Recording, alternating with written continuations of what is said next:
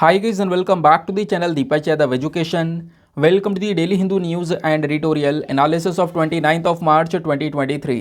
तो गाइज आज है तारीख 29 मार्च 2023 और है वेडनेसडे।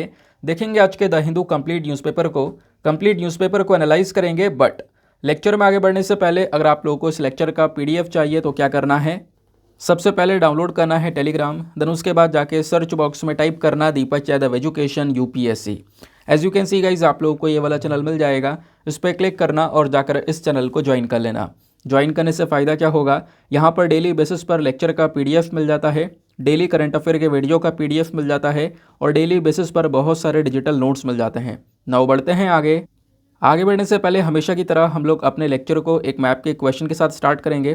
तो आज आप सभी लोगों को मैप में जाकर देखना है बेलारूस को, कहाँ पर है ये एग्जैक्टली लोकेटेड, इसको अच्छे से मैप में देखना। देन उसके बाद आकर नीचे कमेंट सेक्शन में टाइप करना, जिससे कि आप लोग इसको लंबे समय तक याद रख पाओगे। साथ ही साथ एक क्वेश्चन सॉल्व करेंगे जो कि यूपीएससी प्रीवियस ईयर साल 2021 के प्रीलिम्स में पूछा गया था। डेली बेसिस पर हम लोग यहाँ पर एक प्रीवियस ईयर क्वेश्चन को भी सॉल्व करते हैं। क्वेश्चन क्या बोलता है, इंडिया के रेफरेंस में आपको दो स्टेटमेंट्स दिए गए हैं, बताना है कौन सा स्टेटमेंट सही है। क्वेश्चन थोड़ा सा लेंदी है लेकिन सिंपल शब्दों में मैं आपको समझाऊंगा तो आराम से आप यहाँ पर इसको सॉल्व कर पाओगे। आपने जुडिशियल कस्टडी और पुलिस कस्टडी के बारे में ज़रूर से सुना होगा, उसी चीज़ को लेकर यहाँ पर यह प्रश्न पूछा गया है। पहला स्टेटमेंट बोलता है कि जुडिशियल कस्टडी का मतलब यहाँ पर यह है कि मान लो कोई एक आरोपी है, उसको जुडिशियल कस्टडी में लिया गया है तो उस आरोपी को पुलिस स्टेशन में बंद किया जाएगा, ना कि जेल में। क्या ऐसा है? दूसरा स्टेटमेंट बोलता है कि जुडिशियल कस्टडी के दौरान जो एक पुलिस ऑफिसर होता है वो बिना कोर्ट के अप्रूवल के जो एक सस्पेक्ट पर्सन है, यानी कि जो डाउटफुल पर्सन है, उससे पूछताछ नहीं कर सकता। ठीक है, अब मैं इसको इंग्लिश में भी रीड कर देता हूँ। During judicial custody police officer in charge of the case is not allowed to interrogate the suspect without the approval of the court. तो अगर आप लोगों ने यहाँ पर इस जुडिशियल कस्टडी और पुलिस कस्टडी के बारे में थोड़ी बहुत भी इन्फॉर्मेशन पढ़ी है तो आप बहुत आराम से यहाँ पर इस क्वेश्चन को हैंडल कर पाओगे। नहीं पढ़ी है तो कोई बात नहीं, वेट करो थोड़ा सा, वीडियो के अंत में मैं आपको इसका सही आंसर देने वाला हूँ वैसे। लेकिन अभी आपने दोनों स्टेटमेंट देख लिए हैं, अब इस स्टेटमेंट के बेसिस पर आपको नीचे बताना है कौन सा सही ऑप्शन है। ऑप्शन ए बोलता है 1 only, option B 2 only, option C दोनों सही हैं या फिर ऑप्शन डी दोनों के दोनों गलत हैं। तो इसका सही आंसर सभी लोगों को नीचे कमेंट सेक्शन में देना है। एटलीस्ट सभी को इसमें पार्टिसिपेट करना है, जैसे मैं आप लोगों से डेली बेसिस पर बोलता हूँ। बाय द वे, इसका जो करेक्ट आंसर है वो मैं आपको वीडियो के अंत में दूंगा और वहाँ पर आपको पूरा एक्सप्लेनेशन प्रोवाइड करवाऊंगा कि आखिरकार इसका सही उत्तर क्या होना चाहिए। तो चलो शुभ आरंभ करते हैं, लेकिन आगे बढ़ने से पहले सबसे पहले हम लोग कवर करेंगे अपने थंबनेल वाले इंपॉर्टेंट आर्टिकल को। दोस्तों, थंबनेल में मेंशन किया गया है डिप्लीटेड यूरेनियम के बारे में। ये एक ऐसा पॉइंट है जो कि अभी बहुत ज़्यादा न्यूज़ में बना हुआ है, ढेर सारे न्यूज़ आर्टिकल अभी पब्लिश हो रहे हैं, जैसा आप यहाँ पर स्क्रीन पर देख पा रहे होंगे। इंडियन एक्सप्रेस ने काफ़ी डिटेल से अभी रिसेंटली इस आर्टिकल को कवर किया है। तो अभी जो यूके है ना, यूनाइटेड किंगडम, ये यूक्रेन को ये डिप्लीटेड यूरेनियम वाले जो वेपन्स है वो प्रोवाइड करवा रहा है। एक ऐसे हथियार जिसमें डिप्लीटेड यूरेनियम होगा, ऐसे हथियार यहाँ पर यूक्रेन को दे रहा है, जिसकी चक्कर में रशिया भी काफ़ी चिंतित हो चुका है कि आखिरकार ऐसा कैसे किया जा सकता है, यूके ऐसा क्यों कर रहा है। अब क्यों कर रहा है वो तो आपको पता ही है। यूक्रेन को पूरी तरह से सपोर्ट मिला है यूरोपियन यूनियन का, वेस्टर्न कंट्रीज़ लगातार यहाँ पर यूक्रेन को सपोर्ट करते हुए नजर आई हैं। अगर वो सपोर्ट ना होता तो यूक्रेन यहाँ पर इस वॉर में ना जीत पाता। फिलहाल अभी यहाँ पर ये वॉर जारी है, लेकिन लगातार कह सकते हो डैमेज पे डैमेज यहाँ पर दोनों ही कंट्रीज़ को हो रहा है। तो हम लोग यहाँ पर ये कॉन्सेप्ट समझेंगे, क्योंकि अभी लगातार यहाँ पर ये चर्चा में है डिप्लीटेड यूरेनियम, डिप्लीटेड यूरेनियम, ये डिप्लीटेड यूरेनियम। तो समझेंगे क्या है आखिरकार ये। जब मैं बात करता हूँ यूरेनियम की तो आपको पता भी है कि हाँ, यूरेनियम का एग्जैक्टली यूज़ कहाँ पे किया जाता है। यूरेनियम का यूज़ किया जाता है जो हमारे न्यूक्लियर वेपन्स होते हैं उसके अंदर में, और न्यूक्लियर वेपन कितने खतरनाक होते हैं सभी को पता है ना, क्योंकि यूरेनियम से बहुत सारा रेडिएशन निकलता है। वो रेडिएशन बहुत सारी बीमारियां लोगों में फैला देता है जहां पर भी अगर ये यूरेनियम रिलीज़ होता है तो। जो हमारे न्यूक्लियर पावर प्लांट्स होते हैं जहां पे हम इलेक्ट्रिसिटी को बनाते हैं, वहां पर भी यूरेनियम का यूज़ होता है ना। तो यूरेनियम का जो यूज़ है वो लिमिटेड है, लेकिन बहुत खतरनाक है यूरेनियम, ये हमें पता है। और अब यहीं पर अगर एक और कॉन्सेप्ट आता है कि सर ये तो यूरेनियम नहीं लग रहा है, ये डिप्लीटेड यूरेनियम का मतलब क्या है। डिप्लीटेड यूरेनियम का मतलब यहाँ पर यह है कि ये यूरेनियम तो है, लेकिन इस यूरेनियम की जो मेन पावर है, जो इसकी ताकत है, वो यहाँ पर खींच ली गई है, ताकत निकाल दी गई है। ठीक है, यानी ये यूरेनियम तो है लेकिन इसकी जो मेन पावर है वो यहाँ पर खींच ली गई है, वो मेन पावर इसके अंदर में नहीं है। ये खाली खाली सा यूरेनियम आप कह सकते हो, इसी को हम लोग डिप्लीटेड यूरेनियम बोलते हैं। अब इसके बारे में थोड़ी सी जानकारी लेना थोड़ा ज़्यादा ज़रूरी हो जाता है। नीचे आप स्क्रीन पर देख पा रहे होंगे, सारी इन्फॉर्मेशन आपको प्रोवाइड करवाई गई है। तो ये न्यूज़ में क्यों है, क्योंकि यहाँ पर जो ब्रिटिश गवर्नमेंट यानी कि जो ब्रिटेन है, उन्होंने अनाउंस किया है कि हम यूक्रेन को कुछ वेपन्स प्रोवाइड करवाएंगे जिसके अंदर में डिप्लीटेड यूरेनियम होगा।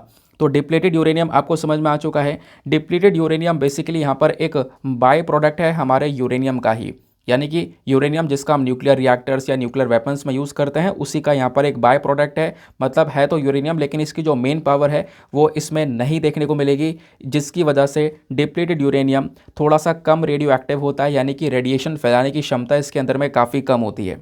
लेकिन अब क्षमता कम होती है तो इसका मतलब ये नहीं है कि ये खतरनाक साबित होगा, ये खतरनाक साबित नहीं होगा, ये भी यहाँ पर खतरा पैदा कर सकता है।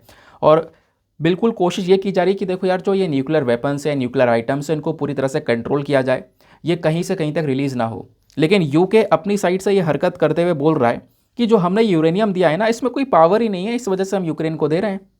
ये जो चीज़ें हैं ना, ये कहीं ना कहीं वॉर को और ज़्यादा एक्सपैंड करने पर लगी पड़ी हैं। खासकर आप देखोगे वेस्टर्न कंट्रीज़ इस प्रकार से यहाँ पे काम कर रही हैं, जो जिसकी चक्कर में जो वॉर है वो आने वाले समय पर और ज़्यादा बड़े लेवल पर बढ़ सकता है, जैसे अभी यहाँ पर यूके का जो ये काम है इस हरकत की वजह से।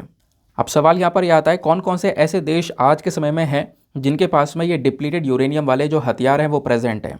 तो अभी ना एक international coalition to ban uranium weapon करके यहाँ पर पूरा का पूरा एक संगठन है, ठीक है। तो इसके अकॉर्डिंग अगर हम लोग बात करें तो इसमें यूएस भी है, ब्रिटेन भी है, रशिया भी है, चाइना है, फ्रांस है, पाकिस्तान है। ये कुछ ऐसे देश हैं जो कि जाने जाते हैं कि हाँ, इनके पास में कुछ यूरेनियम वेपन्स हैं, यानी यूरेनियम वाले हथियार हैं, लेकिन उसको आप न्यूक्लियर वेपन्स नहीं कहोगे क्योंकि वो डिप्लीटेड यूरेनियम है, उसको न्यूक्लियर वेपन नहीं बोला जाएगा। लेकिन उसमें यूरेनियम है, लेकिन न्यूक्लियर वेपन क्यों नहीं बोला जाएगा, क्योंकि उस यूरेनियम की जो पावर है, जो होनी चाहिए, वो वाली पावर उसमें एग्जैक्टली नहीं देखने को मिलेगी, ऐसा यहाँ पर बोला गया। ऐसे ही और भी कंट्रीज़ हैं, लेकिन यहाँ पर ये कुछ मेजर कंट्रीज़ हैं जिनके नाम मैंने आपको बताए हैं। अब सवाल ये है, क्या आज से पहले कभी ये डिप्लीटेड यूरेनियम का यूज़ हुआ है या अभी पहली बार ये जो टर्म है ये न्यूज़ में आया है? देखो, पहले भी कई बार अलग अलग युद्ध में इस डिप्लीटेड यूरेनियम का यूज़ हो चुका है। जैसे ये वाले जो वेपन्स हैं, इनका इस्तेमाल किया गया था 1991 के गल्फ़ वॉर में, और उस वॉर के दौरान यहाँ पे जो इराक के अंदर में T-72 टैंक्स थे उनको पूरी तरह से तबाह किया गया था। उसके बाद में ये जो वेपन्स हैं ये 1999 में जो यूज़ करे गए थे जब यूगोस्लाविया की बॉम्बिंग की गई थी। फिर उसके बाद में 2003 के अंदर में जब इराक के अंदर में इन्वेजन किया गया, उस समय पर भी ये जो डिप्लीटेड यूरेनियम वाले वेपन्स हैं उनका यूज़ किया गया है। यानी कि न्यूक्लियर वेपन्स हैं, लेकिन हालांकि यहाँ पर वो वाली पावर इसमें नहीं देखने को मिलती है। समझ में आया? अब क्वेश्चन यहाँ पर यह है कि सर क्या कोई पावर नहीं है इसके अंदर में, इससे कोई रिस्क वगैरह नहीं है क्या? अब रिस्क यहाँ पर देखो, मैंने जैसे बोला कि लोग समझ रहे हैं कि इसमें कोई पावर नहीं है, लेकिन फिर भी थोड़ी बहुत पावर आपको देखने को मिलेगी। लेकिन हम इस डिप्लीटेड यूरेनियम को पूरी तरह से न्यूक्लियर वेपन नहीं बोलते। एक्सपर्ट्स का कहना यहाँ पर यह है कि क्योंकि ये जो वेपन्स है ना, ये कहीं ना कहीं इसमें यूरेनियम की मात्रा जो है, इसमें यूरेनियम की जो पावर है उतनी नहीं रहती है, इस चक्कर में हम इसको इस वाली कैटेगरी में नहीं रख सकते हैं। लेकिन यहाँ पर फिर भी जो ये डिप्लीटेड यूरेनियम होता है, अगर इससे कहीं पर अटैक किया जाए तो इससे लो लेवल के रेडिएशन रिलीज़ हो सकते हैं। लो लेवल के रेडिएशन ये रिलीज़ करके उस पर्टिकुलर एरिया में बहुत सारी बीमारियों को फैला सकता है। तो कहीं ना कहीं चाहे वो यूरेनियम हो चाहे वो डिप्लीटेड यूरेनियम हो, एक्सपर्ट्स का कहना यह है कि दोनों के दोनों बहुत ज़्यादा डेंजरस हैं, और ये इतने खतरनाक है कि अगर ये कहीं पर भी रिलीज़ किए जाएँ तो इसकी वजह से, इस रेडिएशन की वजह से कैंसर जैसी जो प्रॉब्लम्स है वहाँ के लोगों में हो सकती है। फिर उसके बाद मेंशन किया गया कि मान लो यहाँ पर कोई एक और वेपन है, उस हथियार का यहाँ पर यूज़ किया गया, लेकिन वो अपने टारगेट को मिस कर दिया, टारगेट पर ना हिट किया, तो उसकी वजह से यहाँ पर क्या होगा, कहीं ना कहीं उसका जो रेडिएशन लेवल है वो हमारी मिट्टी में, ग्राउंड वाटर में पूरी तरह से रिलीज़ हो जाएगा, तो उस वाले एरिया को बहुत ज़्यादा नुकसान पहुँचाने वाला है। समझ में आया? तो ये है यहाँ पर डिप्लीटेड यूरेनियम का कॉन्सेप्ट। तो आपसे क्वेश्चन बन जाए, डिप्लीटेड यूरेनियम और यूरेनियम दोनों सेम है? तो बता देना दोनों सेम नहीं है, दोनों में पावर का एक डिफरेंस नज़र आता है। आगे आते हैं नेक्स्ट आर्टिकल की तरफ। अगले आर्टिकल में यहाँ पे, इस आर्टिकल को वैसे आप जीएस पेपर नंबर 2 के साथ में लिंक कर पाओगे, एम्प्लॉयमेंट प्रोविडेंट फंड ऑर्गेनाइजेशन के बारे में चर्चा की जा रही है। तो ये जो ऑर्गेनाइजेशन है, ये जो ईपीएफओ है, ये लोग क्या कर रहे हैं, ये अभी यहाँ पर अपने डिपॉजिट्स के ऊपर में जो ब्याज है उसको यहाँ पर बढ़ा रहे हैं। इसको लेकर ये बातचीत की गई है, या फिर कह सकते हो ये बोर्ड ने, किसने, एम्प्लॉय प्रोविडेंट फंड ऑर्गेनाइजेशन, जो ये पूरा बोर्ड है, इसका एक पूरा बोर्ड होता है, उस बोर्ड ने एक रिकमेंडेशन दिया है। क्या रिकमेंडेशन दिया है?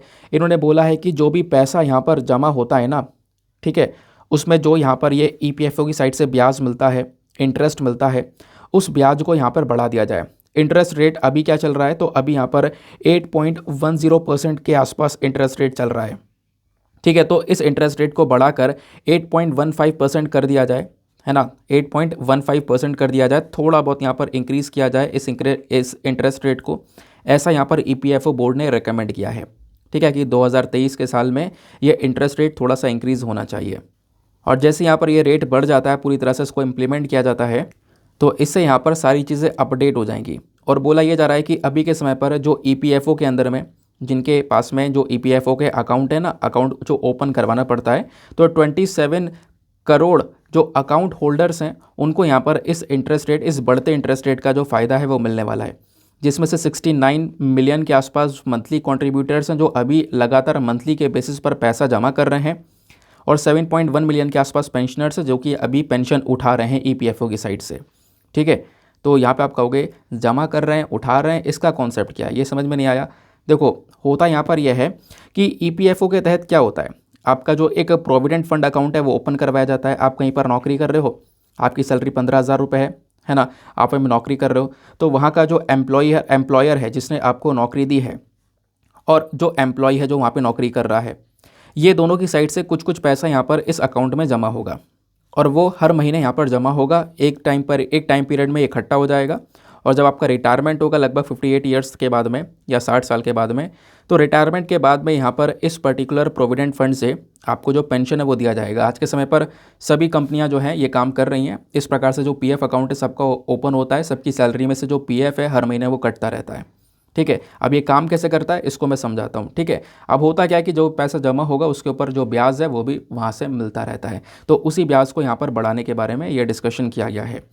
तो एम्प्लॉइज़ प्रोविडेंट फंड ऑर्गेनाइजेशन के बारे में थोड़ा सा फैक्चुअल डेटा ये ज़रूर से जान के रखना है, एग्जामिनेशन में खासकर प्रीलिम्स में आपसे ये चीज़ ज़रूर से पूछी जा सकती है। सबसे पहली चीज़, जो ये एम्प्लॉय प्रोविडेंट फंड ऑर्गेनाइजेशन है, ये जो संगठन है ये क्या है, तो ये एक स्टैचुरी बॉडी है, एक ऐसी बॉडी जिसको employees provident fund and miscellaneous act 1952 के तहत बनाया गया है। ये बॉडी कौन सी मिनिस्ट्री के अंदर में आती है, तो वेरी वेरी इंपॉर्टेंट क्वेश्चन आपसे ये बन सकता है, कौन से मंत्रालय के अंडर में यहाँ पर ये बॉडी आती है, तो वो है union ministry of labour and employment. अब ईपीएफओ का स्ट्रक्चर क्या होता है इसको और समझ लेते हैं। देखो, ये जो एक्ट है ना, और ईपीएफओ की जितनी भी स्कीम्स वगैरह होती हैं, इसके अंदर में स्कीम्स काफ़ी सारी होती हैं, तो जितनी भी इसकी स्कीम्स वगैरह होती हैं वो सारी की सारी कौन एडमिनिस्टर करता है, तो वो सारी की सारी देखने का काम करता है सेंट्रल बोर्ड ऑफ ट्रस्टीज़। अब सेंट्रल बोर्ड ऑफ ट्रस्टीज़ जो है ना, अपने आप में पूरा एक बहुत बड़ा बोर्ड है। इस बोर्ड के अंदर में कौन कौन होता है, हमारी सरकार यानी सेंट्रल गवर्नमेंट और स्टेट गवर्नमेंट, केंद्र सरकार राज्य सरकार दोनों होंगी, प्लस एम्प्लॉयर होगा जिसने आपको नौकरी दी है, प्लस एम्प्लॉय होगी जो आप नौकरी कर रहे हो, है ना। ये तीन लोग मिलकर ये सेंट्रल बोर्ड ऑफ ट्रस्टी को बनाते हैं। अब इस बोर्ड को कौन चेयर करता है, तो again union minister of labour and employment यहाँ पर इसको चेयर करता है, जिस मंत्रालय के अधीन यहाँ पर ये ईपीएफओ आता है। ठीक है, तो जो ये सेंट्रल बोर्ड ऑफ ट्रस्टीज़ है ना, ये 3 स्कीम्स को मेंटेन करता है। मैंने आपको बोला था ना अभी ईपीएफओ के अंदर में कई स्कीम्स आती हैं, तो यहाँ पर ये जो सेंट्रल बोर्ड ऑफ ट्रस्टी है जिसमें हमारी सरकार, एम्प्लॉयर, एम्प्लॉय हैं, ये 3 स्कीम्स को यहाँ पर मेंटेन करते हैं। अब वो 3 स्कीम्स कौन कौन सी हैं, एक है एम्प्लॉयज़ प्रोविडेंट फंड स्कीम 1952, फिर employees pension scheme 1995, employees deposit linked insurance scheme 1976। ठीक है, ये तीनों स्कीम्स आपको देखने को मिलेंगी जो कि सेंट्रल बोर्ड ट्रस्टीज़ ऑपरेट करता है। अब कवरेज की अगर हम लोग बात करें तो ये जो स्कीम्स हैं ये कौन ऑफर करता है, हमारा ऑब्वियस ही बात है जो ये एम्प्लॉयमेंट प्रोविडेंट फंड ऑर्गेनाइजेशन है, जो पूरी बॉडी है, यही यहाँ पर ये सारी स्कीम्स को ऑफर कर रही है ना। भले इसके अंदर में एक सेंट्रल बोर्ड है वो यहाँ पर उसको उन स्कीम्स को ऑपरेट करने का काम कर रहा है, लेकिन सवाल यहाँ पर यह है कि इन स्कीम का फ़ायदा किस किस को मिलेगा, कौन कौन व्यक्ति हैं जिनको इस स्कीम के तहत कवर किया जा सकता है। तो आप सोचोगे इंडियन वर्कर्स ही होंगे, अब ये इंडिया की ऑर्गेनाइजेशन है तो इंडियन वर्कर्स होंगे जिनको कवर किया जाएगा। हाँ, इंडियन वर्कर्स तो है ही, लेकिन उसके साथ साथ इंटरनेशनल वर्कर्स को भी कवर किया जाता है। कहोगे बाहर के लोग भी यहाँ पर पैसा डाला सकते हैं, इस अकाउंट में यहाँ पर पैसा दे सकते हैं, हाँ बिल्कुल, लेकिन ध्यान में रखना है कुछ ऐसे देश जिसके साथ में हमारी जो ये एम्प्लॉय प्रोविडेंट फंड ऑर्गेनाइजेशन है उसने एक बायलैटरल एग्रीमेंट कर रखा है ईपीएफओ को लेकर, खासकर एक स्पेशल एग्रीमेंट कर रखा है। जिस भी देश के साथ में एग्रीमेंट होगा उस देश के जो लोग हैं, वो जो इंटरनेशनल वर्कर्स हैं, वो भी यहाँ पर क्या कर पाएंगे, ये इस स्कीम का फ़ायदा उठा पाएंगे। समझ में आई बात, क्लियर हो गया। अब यहाँ पर ये जो पेंशन स्कीम है ना, इसमें क्या होता है कि मैंने आपको देखो पहले ही बताया है कि एक कंपनी है, इसको ध्यान से सुनना, अभी अच्छे से आपको क्लैरिटी मिल जाएगी। तो एक कंपनी है, उस कंपनी के अंदर में आप काम कर रहे हो, उस कंपनी का एक एम्प्लॉयर है जो कि यहाँ पर आपको नौकरी दे चुका है, आप उसके अंडर में नौकरी कर रहे हो और आप हो गए एम्प्लॉई। अब आप यहाँ पर एक सैलरी कमा रहे हो, होगा क्या, ये एम्प्लॉयर आपका एक पीएफ अकाउंट यानी कि प्रोविडेंट फंड अकाउंट को ओपन करवाएगा, और उस प्रोविडेंट फंड अकाउंट में जो आपकी मंथली सैलरी होगी, उस मंथली सैलरी का जो 12% है, 12%, उस 12% को वहाँ पे निकाल दिया जाएगा। आपकी टोटल सैलरी सपोज़ 15,000 रुपये है, 15,000 का 12% निकाल कर इस पीएफ अकाउंट में डाल दिया जाएगा। और इतना ही 12% यहाँ पर जो ये एम्प्लॉयर है वो भी यहाँ पर इस अकाउंट के अंदर में कंट्रीब्यूट करेगा, और ये पैसा हर महीने इस प्रकार से इकट्ठा होता रहेगा जब तक आपका रिटायरमेंट नहीं हो जाता। और फिर रिटायरमेंट के बाद में देखो, इसके ऊपर वैसे आपको हर सालाना ब्याज भी मिलता रहेगा। जो भी ब्याज है, जैसा भी मैंने आपको बोला था ना, 8.5% कर दिया है, ब्याज को बढ़ा दिया है, तो ब्याज जो है सालाना वो भी आपको मिलता रहेगा। तो इससे यहाँ पर क्या होगा, आपके पास में एक अच्छा खासा अमाउंट इकट्ठा हो जाएगा जब आप रिटायरमेंट ले रहे होंगे तो, ठीक है, जब आप रिटायर हो रहे होंगे तो वो सारा पैसा इकट्ठा आपको दे दिया जाएगा। समझ में आई बात। अब ये जो 12% है, इतना ही कंट्रीब्यूशन यहाँ से होगा। ये मैंने आपको मोटा मोटी बता दिया है क्योंकि इसमें अभी बहुत सारी कैलकुलेशंस हो जाती हैं, लेकिन आप इतना यहाँ पर ध्यान में रख सकते हो क्योंकि इतनी डिटेल में कैलकुलेशंस आपसे नहीं पूछी जाएंगी। समझ में आई बात। तो ये था यहाँ पर पूरा का पूरा EPFO का कॉन्सेप्ट। ना दोस्तों, आगे बढ़ने से पहले मेक श्योर करना वीडियो पे जो लाइक का बटन है उसको प्रेस कर देना। एक छोटा सा टारगेट है हमारा 5K प्लस लाइक्स का, जिसको आप अचीव करवा सकते हो। साथ ही साथ में मेरे साथ में इंस्टाग्राम पे कनेक्ट कर सकते हो। इंस्टाग्राम पे जाना, सर्च बॉक्स में लिखना दीपक यादव एजुकेशन, आपको ये प्रोफाइल मिलेगा। यहाँ पे आप मेरे साथ में पर्सनली कनेक्ट कर पाओगे। चलो अब आते हैं अगले आर्टिकल की तरफ। तो इस पेज में बहुत सारे इंपॉर्टेंट आर्टिकल हैं। जैसे एक आर्टिकल आपको ये देखने को मिलेगा, इसको आप GS पेपर नंबर 3 एनवायरमेंट वाले पोर्शन से लिंक कर सकते हो। अभी आपको पता है हम लोगों ने जो चीता हैं वो चीता कहाँ से मंगाए थे। कहोगे कि सर कल ही तो पढ़ाया था। नहीं, पढ़ा नहीं रहा हूँ, वो मैं आपको समझा रहा हूँ। अभी चीता को हमने अफ्रीकन कंट्री से मंगाया, नामीबिया से मंगाया, और उन चीता को कहाँ पर रिलीज़ किया गया, मध्य प्रदेश के कुनो नेशनल पार्क के अंदर में उनको रिलीज़ किया गया। अभी यहाँ पर रिसेंटली इसमें से एक जो चीता है, सशा चीता की, यहाँ पर डेथ भी हुई है किडनी ख़राब होने की वजह से। मैंने आपको समझाया था कल, है ना। अब हुआ क्या है कि इसी कुनो नेशनल पार्क के अंदर में ना कुछ जो गिर लायंस हैं, ये जो गिर लायंस आपको दिख रहे हैं ना, ये गुजरात के अंदर में पाए जाते हैं। तो इन वाले शेर को भी यहाँ पर कुछ शेर को शिफ्ट करा जाने की बात की जा रही है कि कुछ शेर को हम लोग कुनो नेशनल पार्क के अंदर में भेजने वाले हैं। और ये चर्चा आज से नहीं हो रही है, बहुत सालों से हो रही है कि हाँ कुछ शेर को उठाकर कुनो नेशनल पार्क में छोड़ा जाएगा। लेकिन सरकार अभी इससे काफ़ी ज़्यादा चिंतित है। चिंतित इसलिए है क्योंकि अभी हाल ही में नामीबिया और साउथ अफ्रीका से चीता बुलाकर यहाँ पर छोड़े गए हैं। तो कहीं ना कहीं यहाँ पर जो ये शेर है और जो चीता है, इनके बीच में कॉन्फ्लिक्ट होने के चांसेस बहुत ज़्यादा हैं। तो इस वजह से यहाँ पर अभी जो ट्रांसलोकेशन है, इसको लेकर सरकार थोड़ी चिंतित यहाँ पर नज़र आ रही है। सरकार कह रही है कि देखो यहाँ पर कि ये ना एक बहुत बड़ा कार्निवोर स्पीशी हो जाएगी, यानी कि जो शेर है ये थोड़ा सा और ज़्यादा बड़ा हो सकता है, और इस एरिया में तुरंत ही यहाँ पर इसको इंट्रोड्यूस करना, क्योंकि अभी चीता यहाँ पर रिलीज़ करे गए हैं और वो भी वो अफ्रीकन चीता है, और ये एशियाटिक लायंस हैं, स्पीशीज़ भी अलग हो जाएंगी, और ये एक बड़ी स्पीशी भी है एशियाटिक लायन की। तो अगर यहाँ पर इसको हम तुरंत ही कुनो नेशनल पार्क में छोड़ देते हैं तो इससे बहुत प्रॉब्लम्स बन सकती हैं आने वाले समय में। तो इसके ऊपर अभी विचार किया जा रहा है, इस वजह से यहाँ पर ये चर्चा में है। सरकार कह रही है अभी कुछ समय के लिए चीता को ये स्ट्रेस फ्री एनवायरनमेंट दिया जाए ताकि वो पूरी तरह से सेटल हो सके उस एरिया में, उसके बाद हम थोड़ा सा इसको रिलीज़ कर सकते हैं। तो इस वजह से थोड़ा सा इंतज़ार करना बेहतर होगा। समझ में आया। तो इस आर्टिकल में क्या चर्चा हो रही है वो आपको क्लियर हो गया।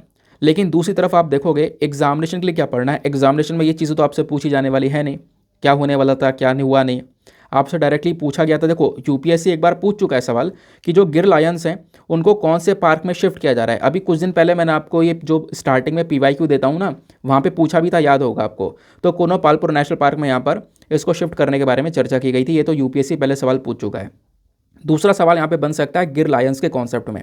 आपको पता होना चाहिए लायंस के बारे में, जैसे चीता की स्पीशी के बारे में पता है ना, पूरा डिटेल मैंने आपको प्रोवाइड कर रखा है। चीता के बारे में आपको क्या पता है, 2 स्पीशी होती हैं चीता की, एक होता है एशियाटिक और एक होता है अफ्रीकन चीता। उसी प्रकार से यहाँ पर जो ये लायंस होते हैं ना, जो शेर होते हैं, शेर की भी 2 प्रजातियाँ होती हैं। एक यहाँ पर एशियाटिक लायन होता है और एक होता है अफ्रीकन लायन। अब दोनों के बीच में डिफरेंस क्या है वो समझना बहुत इंपॉर्टेंट होने वाला है, ठीक है। अब ये मैं क्यों बता रहा हूँ, क्योंकि पिछले साल मैंने इसके बारे में डिस्कशन किया हुआ है, और पिछले साल जब अगस्त में 10 अगस्त की बात है, वर्ल्ड लायन डे होता है। तो अब की बार जब अगस्त आएगा तो अगेन 10 अगस्त को वर्ल्ड लायन डे ऑब्जर्व किया जाएगा। तो वर्ल्ड लायन डे के जब उपरांत मैंने आपको ये सारी चीज़ें बताई थी, लायन के बारे में सारी इन्फॉर्मेशन आपको दी थी, ठीक है। जब हम लोग बात करते हैं लायन को लेकर, तो सबसे पहली चीज़ आपको लायन का साइंटिफिक नेम पता होना चाहिए। साइंटिफिक नेम है पैंथेरा लियो।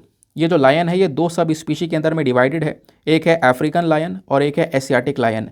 अफ्रीकन लायन का साइंटिफिक नेम है पैंथेरा लियो, और एशियाटिक जो लायन है उसका साइंटिफिक नेम है पैंथेरा लियोपर्सिका। समझ में आ गया। अब देखो जो एशियाटिक लायन है यानी कि जो एशिया में पाया जाता है, यानी कि जो इंडिया में भी पाया जाता है, क्योंकि इंडिया एशियन वाले कॉन्टिनेंट में तो आता है। तो जो एशियाटिक लायन है ना, ये थोड़े से छोटे होते हैं अफ्रीकन लायन से, जैसे चीता वाला केस में हो रहा था। जो चीता होता है वो एशियाटिक वाला चीता भी थोड़ा सा छोटा होता है अफ्रीकन वाले के कंपैरिजन में। वैसे यहाँ पर लायन वाले कॉन्सेप्ट में भी आपको देखने को मिलेगा। अब सवाल यहाँ पर यह है कि जो लायन है वो हमारे एनवायरमेंट के लिए इतना इंपॉर्टेंट क्यों है, क्यों हम यहाँ पर इसको बचाने की कोशिश करते हैं या चीता को हमेशा बचाने की कोशिश करते हैं। तो इसलिए क्योंकि यहाँ पर देखो ये प्राकृतिक तौर पर आप देख पाओगे ना, एक नेचर का गिफ्ट है कि ये जो स्पीशीज़ है ना, इसको हम लोग एपेक्स प्रीडेटर के नाम से जानते हैं। एक बड़ी स्पीशी है जो कि छोटे छोटे जानवरों को खाने का काम करती है। जैसे नीचे आप देख पाओगे हिरण हो गया, खरगोश हो गया, ये सारे जो जानवर हो गए, ये क्या करते हैं, ये पेड़ पौधे खाते हैं। हमारे एनवायरमेंट में से जो भी पेड़ पौधे रिलीज़ हो रहे हैं उन सबको यहाँ पर खाने का काम करते हैं। तो अगर इन सभी छोटे छोटे जानवरों के ऊपर कोई प्रेडेटर स्पीशी नहीं होगी, कोई बड़ी प्रजाति नहीं होगी, शेर, चीता, टाइगर, ये सारी प्रजातियाँ नहीं होंगी, तो ये क्या करेंगे, हमारे एनवायरमेंट में जो भी ट्रीज़ हैं, जो भी यहाँ पर प्लांट्स हैं, उनको यहाँ पे पूरी तरह से ख़त्म कर जाएंगे। तो इस चक्कर में यहाँ पे इन स्पीशीज़ को कंट्रोल करने के लिए जो प्रीडेटर स्पीशी है उसका होना भी ज़रूरी है, ताकि हमारा जो एनवायरमेंट है उसमें एक बैलेंस बना रहे। इसी को हम लोग यहाँ पर फूड चेन साइकिल भी बोलते हैं, शायद फूड वेब साइकिल बोलते हैं, है ना। तो ये बात क्लियर हो गई। दूसरी बात यहाँ पे क्या होता है ना, कई बार काफ़ी सारे ऐसे जानवर होते हैं जो बीमार पड़े हुए होते हैं और वो कहीं ना कहीं बीमारियों को फैलाने के लिए भी क्षमता अपने आप में रखते हैं। कुछ ऐसे बीमार जानवर भी होते हैं जो बीमारी फैलाने की क्षमता रखते हैं एनवायरमेंट के अंदर में। और आपको पता है जानवर से बीमारी फैलना कितना ज़्यादा खतरनाक हो सकता है, जैसे हमने कोविड में देखा था। तो उन बीमारी को कंट्रोल करने के लिए भी यहाँ पर जो ये प्रेडेटर वाली स्पीशीज़ होती हैं, लायन है, टाइगर है, काफ़ी हद तक कारगर साबित होती हैं, क्योंकि यहाँ पर ये उन जानवरों को खाने का काम करते हैं और इनका जो डाइजेशन सिस्टम है वो इतना ज़्यादा मजबूत होता है कि कहीं ना कहीं यहाँ पर वो जो स्पीशीज़ हैं, है ना, जो खासकर बीमार वाली स्पीशीज़ हैं, उनको भी आराम से डाइजेस्ट कर पाते हैं और इनको कोई इतनी तकलीफ होती नहीं है। ठीक है, तो एक नेचर गिफ्ट भी आप यहाँ पर कह सकते हो। जैसे यहाँ पर वल्चर के साथ में होता है ना, वल्चर जो है, गिद्ध जो होता है ना, वो भी मरे हुए जानवरों को खा लेता है और मरे हुए जानवर को खाने के बाद में जो उसकी डाइजेशन की जो स्ट्रेंथ है वो काफ़ी ज़्यादा होती है और उसको आराम से वो डाइजेस्ट भी कर लेता है। अब उसके बाद में हुआ क्या है, पिछले कुछ समय से जो ये गिर लायंस है ना, इनको काफ़ी खतरा भी फेस करना पड़ रहा है, थ्रेट फेस करने पड़ रहे हैं। खतरा कैसा, बहुत बार हंटिंग हो जाती है ना, और कई बार पोचिंग के साथ साथ यहाँ पर व्यापार करना स्टार्ट कर दिया जाता है। ये कई बार बीमारियाँ इनमें फैल जाती है अलग से, जैसे चूहे वाली बीमारी आपको पता होगा, प्लेग, है ना, प्लेग की जो बीमारी है वो भी कई बार यहाँ पर इन जानवरों के अंदर फैल जाती है। ठीक है, तो इनकी वजह से यहाँ पर इन पॉपुलेशन को काफ़ी बड़ा खतरा देखने को मिलता है। तो आज के समय पर ये जो पॉपुलेशन है गिर लायंस की थोड़ी सी कम है। समझ में आई बात। अब इनका प्रोटेक्शन स्टेटस बहुत ज़्यादा ज़रूरी है, एग्जामिनेशन में आपसे यहीं से सवाल बनने वाला है। ठीक है, तो जब मैं बात करता हूँ एशियाटिक लायंस की, तो वो एशिया यानी कि इंडिया में भी पाया जाता है। और इंडिया में कहाँ पर, ऑब्वियस सी बात है, गुजरात के अंदर जो गिर लायंस है, गुजरात में जो ये गिर लायंस है, ये तो इसका नाम है गिर लायंस, तो ये गुजरात में पाए जाते हैं। लेकिन गुजरात कहाँ है इंडिया में, इंडिया कहाँ है एशिया में, पाए जाते हैं एशिया में, ये ध्यान रखना। समझ में आई बात। तो अगर आपसे सवाल बन जाए कि एशियन लायन की जो स्पीशी है वो कितनी मात्रा में आपको देखने को मिलेगी, तो ज़्यादा मात्रा में है नहीं। और अभी के समय पर केवल और केवल पूरे एशिया में केवल और केवल भारत के अंदर ही ये एशियाटिक लायंस पाए जाते हैं, केवल और केवल भारत में। उसके अलावा पूरे एशिया में कहीं पर भी ये लायंस नहीं देखने को मिलेंगे। फिर एशिया के बाद में जो अफ्रीकन लायंस है वो पूरे अफ्रीका में देखने को मिल जाते हैं। अफ्रीका में कई सारी कंट्रीज़ के अंदर में पाए जाते हैं, जैसा चीता के साथ में केस था। जो एशियाटिक चीता होता है वो एशिया में केवल और केवल ईरान में पाया जाता है। समझ में आई बात। और अफ्रीका में पूरे ओवरऑल कंट्रीज़ के अंदर में पाया जाता है। लेकिन अभी हम लोग बात कर रहे हैं इस लायन के आयुसियन स्टेटस की। तो आयुसियन स्टेटस देखोगे, जो अफ्रीकन लायन का आयुसियन स्टेटस है इसको वल्नरेबल कैटेगरी में रखा गया है, और एशियाटिक लायन का आयुसियन स्टेटस है एंडेंजर्ड कैटेगरी। एंडेंजर्ड मतलब बहुत ज़्यादा खतरे में है, इसकी पॉपुलेशन बहुत ज़्यादा कम होती चली जा रही है। ठीक है, साइट्स के अंदर में जो इंडिया के अंदर याले लायंस पाए जाते हैं उसको अपेंडिक्स 1 में रखा गया, यानी कि जो इंटरनेशनल व्यापार वगैरह है उसके ऊपर काफ़ी रिस्ट्रिक्शंस लगा रखी हैं। बाकी सारी जितनी भी पॉपुलेशन है लायंस की उसको अपेंडिक्स 2 के अंदर में कवर किया गया है। वाइल्ड लाइफ प्रोटेक्शन एक्ट 1972 में सभी जो शेर हैं, जितने भी शेर हैं, जितने भी लायंस हैं, सबको शेड्यूल 1 में कवर किया गया है, यानी कि एक हाई प्रोटेक्शन प्रोवाइड करवा रखा है। कोई भी यहाँ पर इनका शिकार वगैरह करता है तो उसके ऊपर हाई पेनल्टी यहाँ पर चार्ज की जाएगी। अब इंडिया के अंदर में लायंस का स्टेटस क्या है इसको समझ लेते हैं। तो इंडिया यहाँ पर एशियाटिक लायन का घर है। तो इंडिया में खासकर गुजरात के अंदर में जो ससन गिर नेशनल पार्क है, उस वाले नेशनल पार्क के अंदर में ये लायंस पाए जाते हैं, और इस नेशनल पार्क के बेसिस पर ही आप कह सकते हो हम लोग इनको गिर लायंस की तरह जानते हैं। 2020 का जो डेटा है उसके थ्रू ये पता चला है एशिया में केवल इंडिया में ही ये लायंस पाए जाते हैं। और 2015 में आप देखोगे ना तो लगभग 523 के आसपास ये लायंस हुआ करते थे, लेकिन अभी 2020 में 674 के आसपास ये लायंस हो चुके हैं और पॉसिबिलिटी उसके बाद और ज़्यादा इंक्रीज़ हो गए होंगे। नाउ इन्हीं की संख्या को बचाने के लिए, इनको सुरक्षा देने के लिए हम लोगों ने कई सारे एफर्ट्स लगाए हैं। जैसे प्रोजेक्ट लायन स्टार्ट किया है, जैसे टाइगर के लिए प्रोजेक्ट टाइगर स्टार्ट किया था, वैसे यहाँ पर लायन के लिए प्रोजेक्ट लायन स्टार्ट किया गया। उसके बाद में एशियाटिक लायन कंजर्वेशन प्रोजेक्ट भी यहाँ पर स्टार्ट किया गया है। समझ में आया? तो ये यहाँ पर डिटेल्स आपको प्रोवाइड करवाई गई हैं। इतनी सारी डिटेल्स मैं आपको इसलिए प्रोवाइड करवा रहा हूँ क्योंकि हर साल कहीं ना कहीं यहाँ पर क्वेश्चंस बनते रहते हैं। फॉर एग्जांपल मैं आपको दिखाता हूँ, यूपीएससी ने साल 2019 में एक सवाल पूछा था। सवाल क्या है? सवाल यह है कि यहाँ पर आपको 3 स्टेटमेंट्स दिए गए हैं, बताना है कौन सा स्टेटमेंट सही है। पहला स्टेटमेंट बोलता है कि जो एशियाटिक लायन है ये नेचुरली इंडिया में पाया जाता है केवल। दूसरा स्टेटमेंट, जो डबल हम्प्ड कैमल है ये नेचुरली इंडिया में पाया जाता है केवल। तीसरा स्टेटमेंट, जो वन हॉर्न राइनोसोरस है, एक सिंग वाला राइनोसोरस, ये भी केवल इंडिया में ही पाया जाता है नेचुरली। तो इसमें से अगर आपको यहाँ पर दूसरा और तीसरा ना भी क्लियर हो, लेकिन पहला क्लियर है कि एशियाटिक लायन नेचुरली इंडिया में पाया जाता है केवल, ऐसा मैंने आपको अभी बताया भी है, तो पहला स्टेटमेंट तो आपको यहाँ पर क्लियर है ना। बाकी दूसरे तीसरे में आपको कन्फ्यूजन रहेगा क्योंकि दूसरा तीसरा आपने पढ़ा नहीं है, लेकिन न्यूज़ में होगा तो ऑब्वियस सी बात आप पढ़ कर जाओगे। जैसे वन हॉर्न राइनो लगातार न्यूज़ में रहता है, तो वन हॉर्न राइनो के बारे में अगर मैं आपको बताऊं तो इंडिया के साथ साथ इंडिया की नेबरिंग कंट्रीज़ में ही पाया जाता है। तो इस वजह से जो स्टेटमेंट 3 वाला है ना वो आपका रॉन्ग है। वैसे इसमें अगर आप लोग तीनों स्टेटमेंट को देखते हुए अगर सही ऑप्शन चूज़ करोगे तो ऑप्शन 1 केवल सही रहेगा, यानी कि 1 ओनली। यानी तीनों स्टेटमेंट्स में से केवल और केवल पहला स्टेटमेंट सही है कि हाँ एशियाटिक लायन ही हैं जो कि केवल और केवल इंडिया में ही पाए जाते हैं और नेचुरली पाए जाते हैं। समझ में आया? क्योंकि उसके बाद जो डबल हम कैमल वाले हैं ना, जो ये डबल हम कैमल है, जो ये ऊँट है, ये इंडिया के साथ साथ चाइना, कजाकिस्तान, तुर्कमेनिस्तान, उज़्बेकिस्तान, इन सभी कंट्रीज़ में पाया जाता है। और जो वन हॉर्न राइनोसॉरस है ये भी यहाँ पर मैंने आपको बोला जैसे कि नेपाल, इंडिया की जो नेबरिंग कंट्रीज़ है वहाँ पर भी पाया जाता है। तो इस वजह से सेकंड और थर्ड स्टेटमेंट गलत है, पहला स्टेटमेंट आपको यहाँ पर सही देखने को मिलेगा। क्लियर हो गया? तो ये क्वेश्चन था 2019 का। और ऐसे ही 2017 में एक क्वेश्चन पूछा गया था जो कि अभी मैंने आपको शायद 25 तारीख को प्रीलिम्स में जो PYQ है उसमें दिया भी था कि रिसेंटली यहाँ पर गुजरात से कुछ लाइन शिफ्ट करने के बारे में चर्चा की जा रही है। कहाँ पे शिफ्ट करने के बारे में चर्चा की जा रही है? तो वो है कुनो पालपुर वाइल्ड लाइफ सेंचुरी, ठीक है, जो हम अभी डिस्कस कर चुके हैं। तो आर्टिकल छोटा सा था लेकिन बहुत पावरफुल आर्टिकल था। नेक्स्ट आर्टिकल पर आते हैं।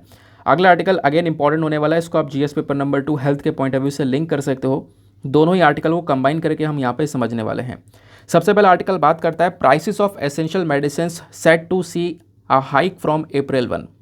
1 अप्रैल से जो एसेंशियल मेडिसिन हैं इनके जो दाम है वो इंक्रीज़ होते हुए नजर आएंगे, क्योंकि यहाँ पर जो होलसेल प्राइस इंडेक्स है WPI, हमारा WPI भी बढ़ता जा रहा है।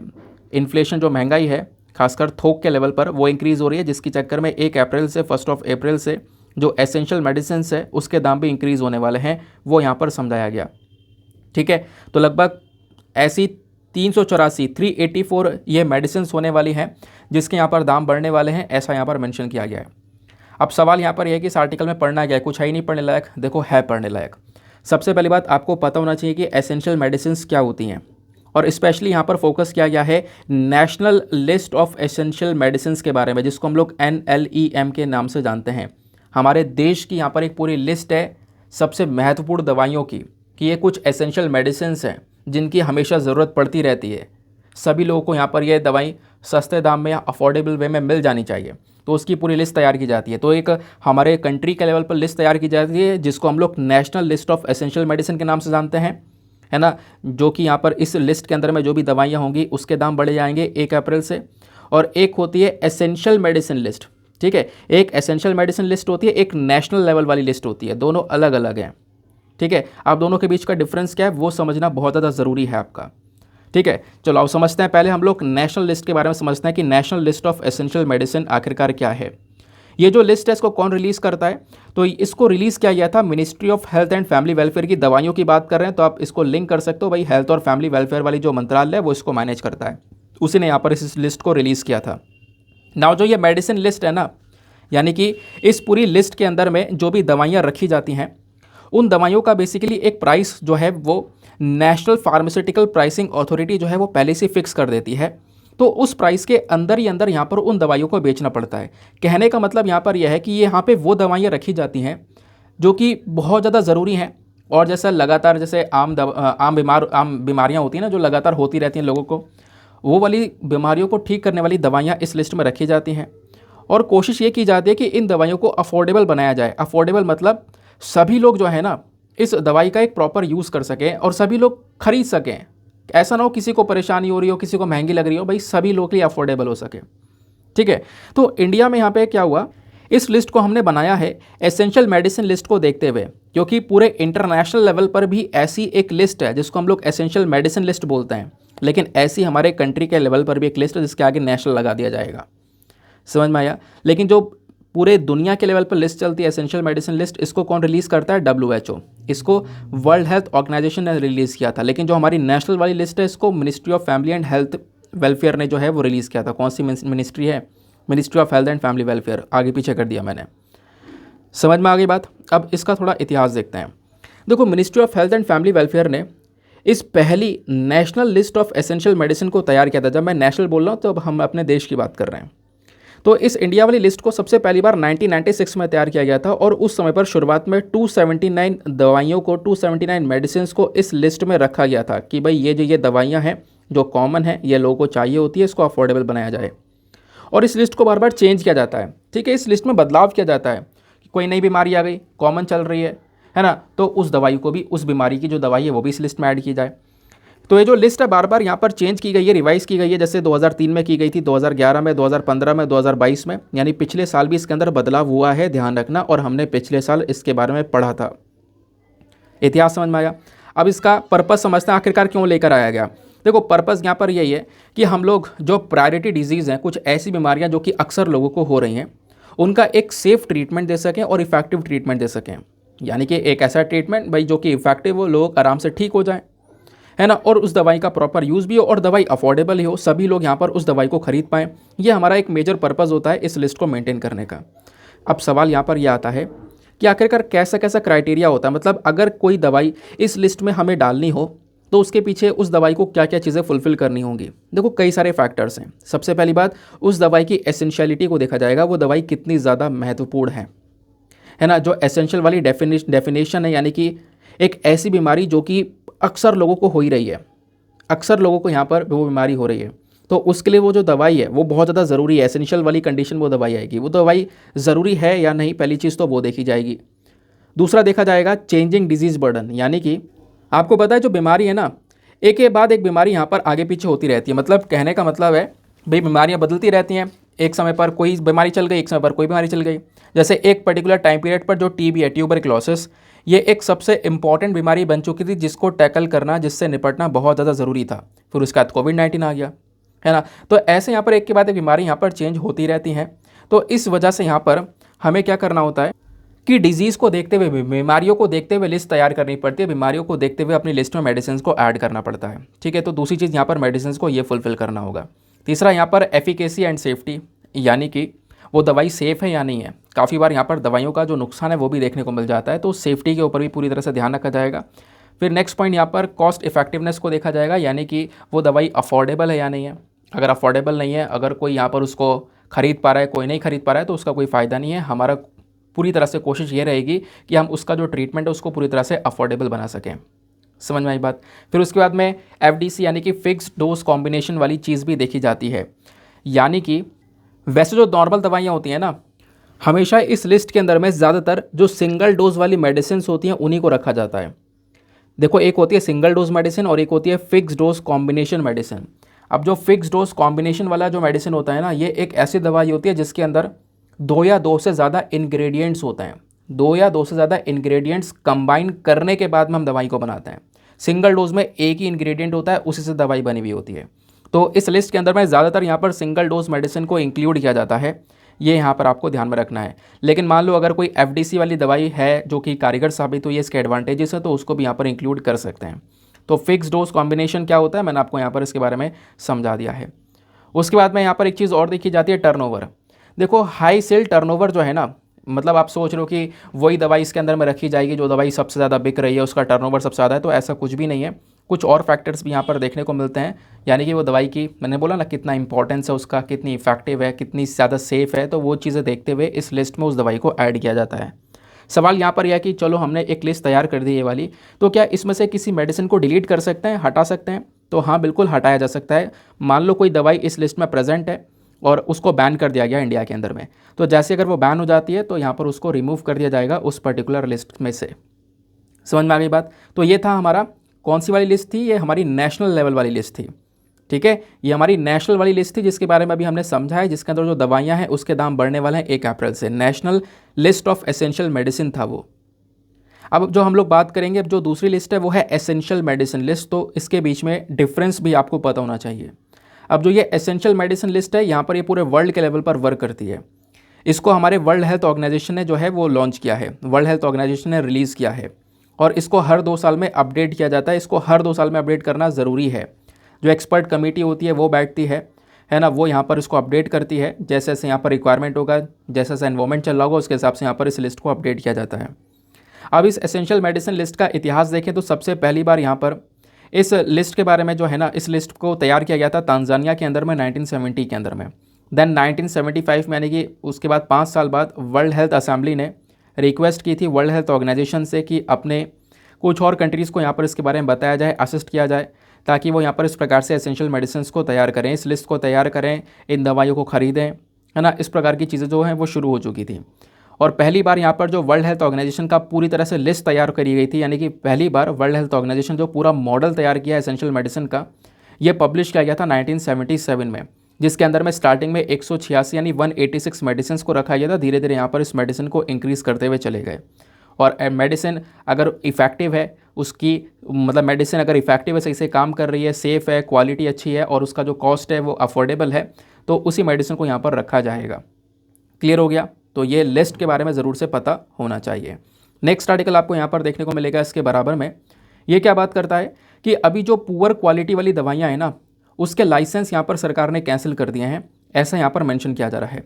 बोला यहाँ पर ये जा रहा है कि देखो अभी ना वैसी बवाल चल रहा है, भारत के जो कई सारे सिरप हैं वो हमने अलग अलग देशों में बेचे थे, तो वहाँ पर काफ़ी बच्चों की जो डेथ हुई हैं, है ना। तो उन चीज़ों को देखते हुए क्या हुआ कि जो पुअर क्वालिटी वाली मेडिसिन है, जिनकी क्वालिटी यहाँ पर बिल्कुल बेकार है, वो उन वाली जो कंपनीज़ है ना, जो ये कंपनी दवाइयाँ बना रही थी, उनकी क्वालिटी बहुत ज़्यादा बेकार है। पता करने पर ये पता चला क्वालिटी बेकार है, तो उसके बेसिस पर उन कंपनीज़ का जो लाइसेंस है वो कैंसिल कर दिए गए। लगभग 18 कंपनी है जिनके लाइसेंस कैंसिल करे गए हैं। ठीक है, और कुछ कंपनीज़ ऐसी हैं जिनसे डायरेक्टली बोल दिया गया कि भैया जो मेडिसिन उसको बनानी बंद कर दो, अगर पुअर क्वालिटी की बनानी है तो पूरी तरह से बंद कर दो। ठीक है, तो वो चीज़ यहाँ पर देखने को मिलेगी इस आर्टिकल में, और ख़ास कुछ अलग से नहीं है। नेक्स्ट आर्टिकल पर आते हैं। यहाँ पर आपको एक आर्टिकल देखने को मिलेगा ये वाला, इसको भी जीएस पेपर नंबर 2 हेल्थ से लिंक कर पाओगे। सारी बीमारियों की बात की जा रही है यार, आज यहाँ पर ये भी वही आर्टिकल है। ये बात करता है डायबिटीज़ के बारे में। अब हुआ क्या, NCPCR नाम की एक बॉडी हमारे पास में, जिसकी फुल फॉर्म है national commission for protection of child rights.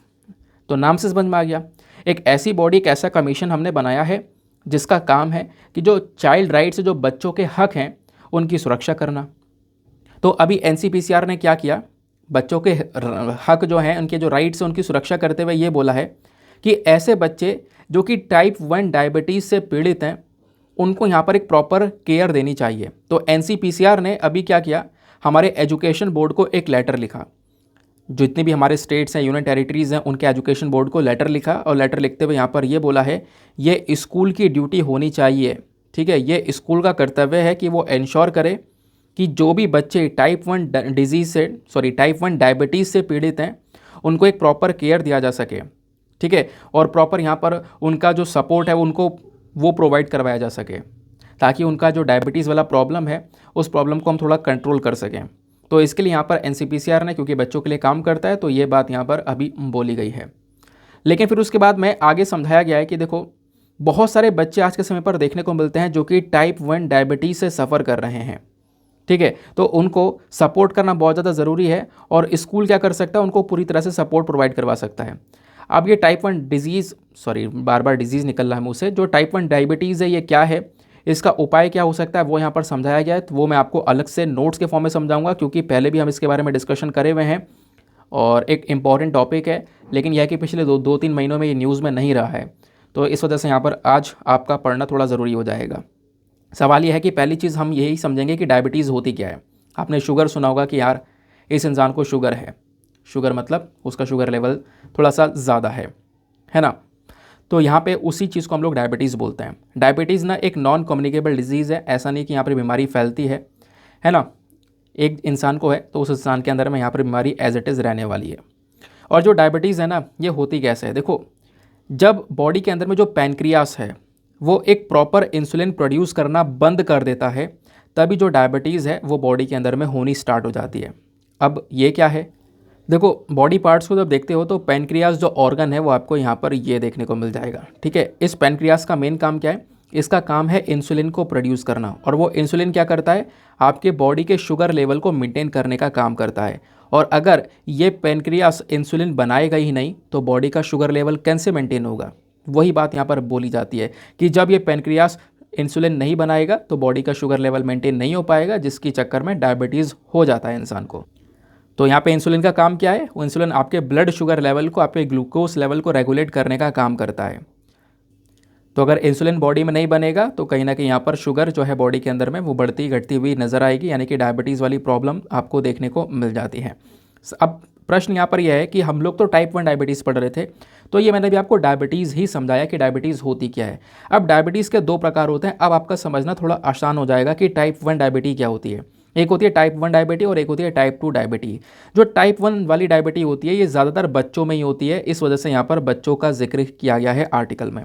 ज़्यादातर ये बच्चों के लिए होती है, तो इस चक्कर में इसको जुवेनाइल डायबिटीज़ के नाम से भी जानते हैं, क्योंकि ज़्यादातर ये बच्चों को अफेक्ट करती है, खासकर ऐसे बच्चे जिनकी उम्र 14 से 16 साल के बीच में है। अब इस वाली कंडीशन में होता क्या है, इस वाली कंडीशन में जो हमारी बॉडी होती है ना, ये जो बच्चे की बॉडी होती है ये प्रॉपर इंसुलिन प्रोड्यूस नहीं कर पाती, यानी बॉडी के अंदर में जितनी इंसुलिन की रिक्वायरमेंट है, जितनी ज़रूरत है, उस सफिशिएंट लेवल पर इंसुलिन प्रोड्यूस नहीं कर पाता है।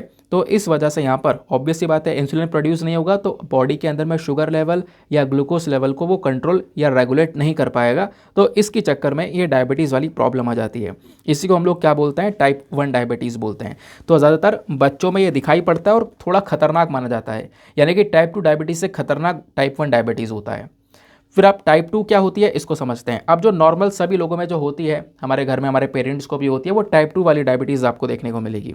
अब टाइप 2 डायबिटीज़ में क्या होता है, यहाँ पर ना देखो इंसुलिन प्रोड्यूस तो हो रहा है लेकिन वो उस इंसुलिन का प्रॉपर यूज़ नहीं हो पा रहा है। वो इंसुलिन बन तो रहा है लेकिन यहाँ पर उसका यूज़ नहीं हो पा रहा है, ठीक है। अब वो प्रॉपरली यूज़ नहीं होगा तो कहीं ना कहीं अगेन वो हमारे शुगर लेवल को या ग्लूकोज लेवल को मेंटेन या रेगुलेट नहीं कर पाएगा। तो जो टाइप 2 वाली डायबिटीज़ है किसी भी एज के व्यक्ति को हो सकती है, चाहे वो बच्चा हो, चाहे वो बड़ा हो, बुजुर्ग हो, किसी को भी यहाँ पर हो सकती है। तो मिडिल एज और जो ओल्डर एज पीपल होते हैं, यानी कि कह सकते हो जिनकी उम्र 30 से 50 साल है या इससे और ज़्यादा उम्र के हो गए लोग, उनको ज़्यादातर यहाँ पर ये वाली डायबिटीज़ देखने को मिलती है। तो ये टाइप 1 टाइप 2 डायबिटीज़ है। इसके अलावा आपको अलग से पढ़ना है तो एक जेस्टेशनल डायबिटी होती है।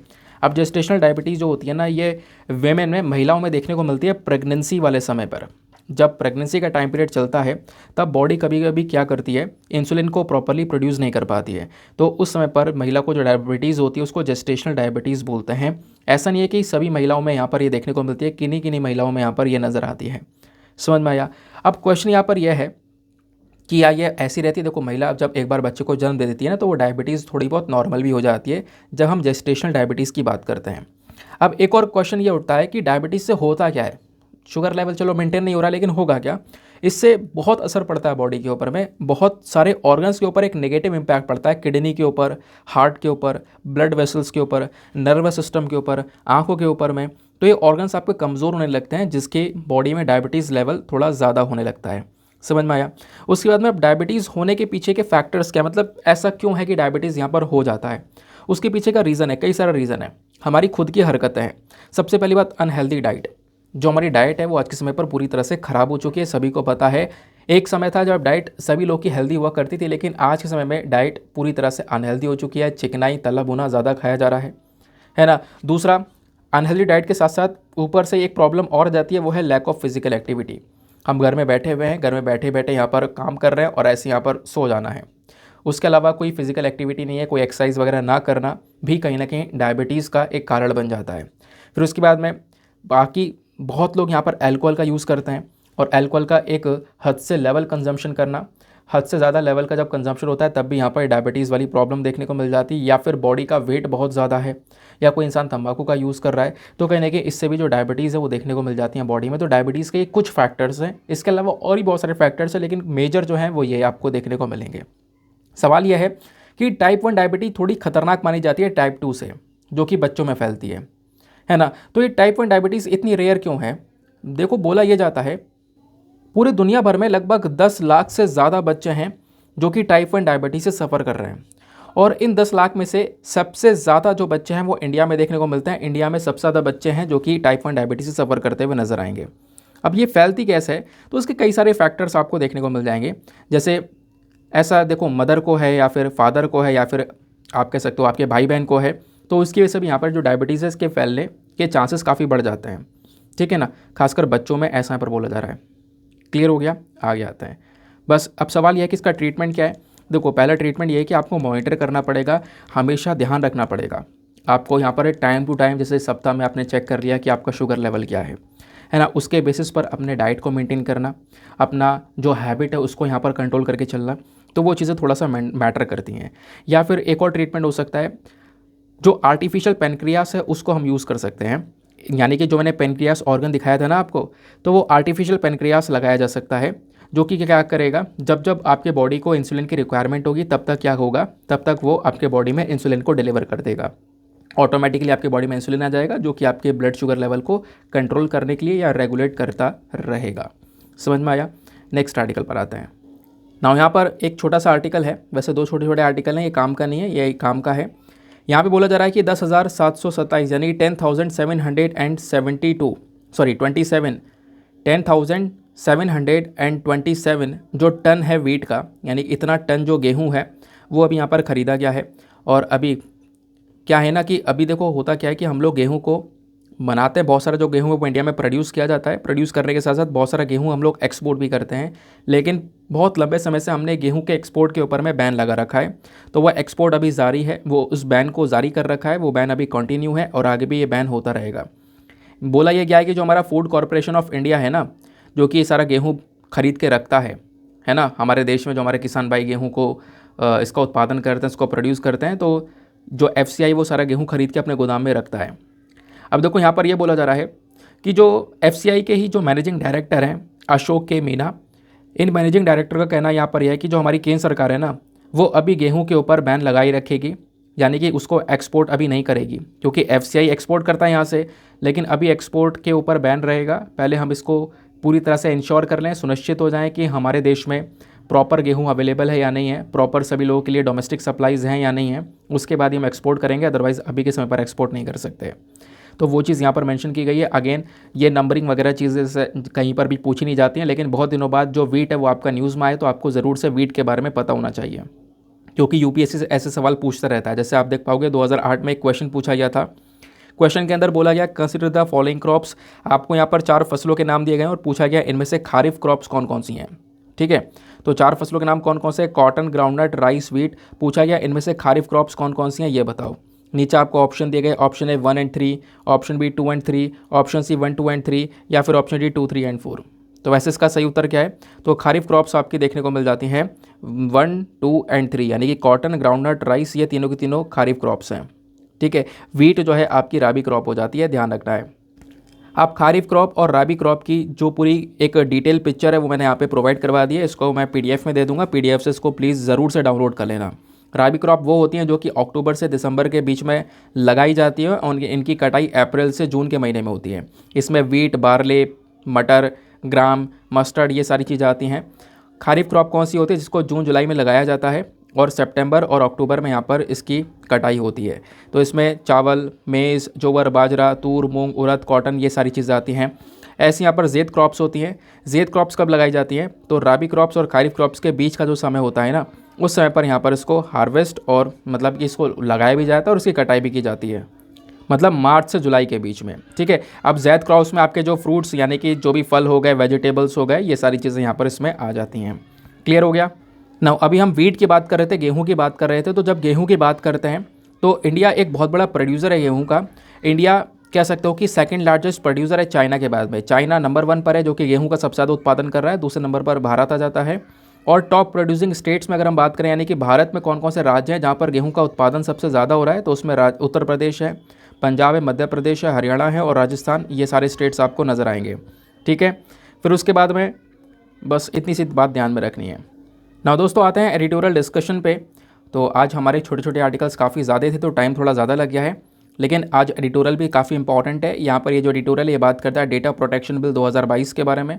फिर दूसरा एडिटोरियल हमारे पास में एक और रहने वाला है जिसको हम लोग इंडियन एक्सप्रेस से लेंगे और वहाँ वो हम डिस्कस करेंगे मीडिया को लेकर। ठीक है ना, मीडिया को लेकर, मीडिया और डेमोक्रेसी को लेकर बहुत अच्छा आर्टिकल है और पहले हम वही डिस्कस करेंगे और उसी के बेसिस पर मैं आपको एक मेंस का क्वेश्चन देने वाला हूँ। तो उस मेंस के क्वेश्चन को समझने के लिए पहले आपको वो आर्टिकल अच्छे से सुनना होगा, फिर उस क्वेश्चन को अटैम्प्ट करना होगा। दोस्तों मैं आप लोगों को इंडियन एक्सप्रेस के ऊपर लेकर आ चुका हूँ। यहाँ पर आप देख पाओगे एक एडिटोरियल है जो कि बहुत इंपॉर्टेंट है, मतलब बहुत ही ज़्यादा कह सकते हो खास आर्टिकल है हमारे एग्जामिनेशन के लिए, और इसके बेसिस पर आपको कुछ और चीज़ें भी मैं आपको बताने वाला हूँ। तो इस आर्टिकल को पहली बात लिखा किसने, इसको आर्टिकल को लिखा है हमारे चीफ जस्टिस ऑफ इंडिया ने, DY चंद्रचूड़ साहब ने। इस वजह से इस आर्टिकल की जो रेलिवेंसी है वो और ज़्यादा हो जाती है।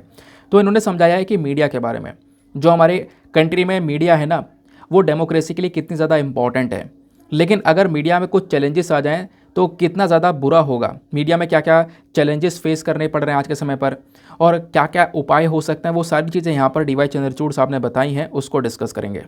दोस्तों स्क्रीन पर आप लोग नीचे देखना, नीचे आपको सारी इन्फॉर्मेशन मिल जाएगी इस एडिटोरियल की और सारे ये जो इंपॉर्टेंट नोट्स हैं वो सब आपको PDF से मिल जाएंगे, वहाँ से भी आप डाउनलोड कर सकते हो। तो मीडिया बायस और डेमोक्रेसी के बारे में डिस्कशन करेंगे। देखो जब हम लोग बात करते हैं हमारे देश के 4 इंपॉर्टेंट पिलर्स की, तो मीडिया जो है एक चौथा इंपॉर्टेंट पिलर माना जाता है। डेमोक्रेसी का चौथा इंपॉर्टेंट पिलर जो है वो मीडिया है। ठीक है, अब डेमोक्रेसी क्या होती है, डेमोक्रेसी आपको पता है यहाँ पर एक लोकतांत्रिक देश आपको देखने को मिलेगा, यानी लोकतंत्र जिसको हम लोग बोलते हैं। इसमें क्या होगा, इसमें ऐसा नहीं कि सरकार के पास में सारी पावर है, इसमें यहाँ पर लोगों के पास में पावर्स होती है। आपके पास, हमारे पास, हम लोग वोट देते हैं, वोट देने के बाद में गवर्नमेंट को बनाते हैं। ठीक है, तो लोगों की मर्जी से जो है वो सरकार बनती है एक पर्टिकुलर डेमोक्रेसी के अंदर में। जबकि ऑटोक्रेसी और ऐसे जो कंट्रीज़ होती हैं ये थोड़े अलग टर्म्स होते हैं, जैसे कि व्लादिमीर पुतिन का जो देश हो गया, रशिया हो गया है ना, चाइना हो गया, यहाँ पर शी जिनपिंग हो गए। तो ये क्या कर रहे हैं, ये लोग यहाँ पर डिक्टेटरशिप दिखा रहे हैं, यानी कि एक ही जना बैठा हुआ है लंबे समय से, कई सालों से, और अपने हाथ में सारी सत्ता इन्होंने रख रखी है और आने वाले कई सालों तक यहाँ पर ये लोग बैठे रहने वाले हैं। ठीक है, तो वहाँ पर सरकार के खिलाफ कोई बोल भी नहीं सकता है, कोई वोटिंग वगैरह का कॉन्सेप्ट है भी नहीं, तो वो सब यहाँ पर अलग ही लेवल पर डिक्टेटरशिप पर, ऑटोक्रेसी पर चल रहे हैं। ठीक है, तो डिफरेंस आपको समझ में आया डेमोक्रेसी और दूसरा ऑटोक्रेसी के अंदर में। अब बात करते हैं डेमोक्रेसी की, तो डेमोक्रेसी का एक जो चौथा पिलर होता है ना, इस लोकतंत्र को मेंटेन करने का जो चौथा पिलर होता है वो आपका होता है मीडिया।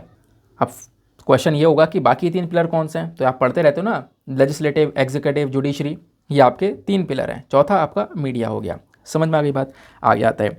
तो किसी भी देश के अंदर में एक हेल्दी डेमोक्रेसी होना बहुत ज़्यादा ज़रूरी है, और हेल्दी डेमोक्रेसी तब हो पाएगी जब वहाँ का लेजिस्लेटिव, एग्जीक्यूटिव, जुडिशरी तीनों सही तरीके से काम कर रहे होंगे। लेजिस्लेटिव जो कानून बना रहा है, एग्जीक्यूटिव जो उसको लागू कर रहा है, जुडिशरी जो चेक कर रहा है वो सही से लागू हो रहा है या नहीं हो रहा है। उसके बाद मीडिया जो कि लोगों तक इन बातों को पहुंचा रहा है ना, सरकार को हर गलत काम के प्रति रिस्पॉन्सिबल ठहरा रहा है, वो मीडिया का भी एक बहुत बड़ा रोल हो जाता है डेमोक्रेसी के अंदर में।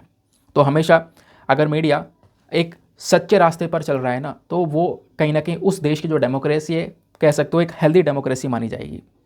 इवन यहाँ पे जो हमारा जो संविधान है, संविधान का जो आर्टिकल 19 है वो आपको क्या राइट देता है, एक फंडामेंटल राइट देता है, क्योंकि आर्टिकल 12 से 35 तक सारे फंडामेंटल राइट्स हैं।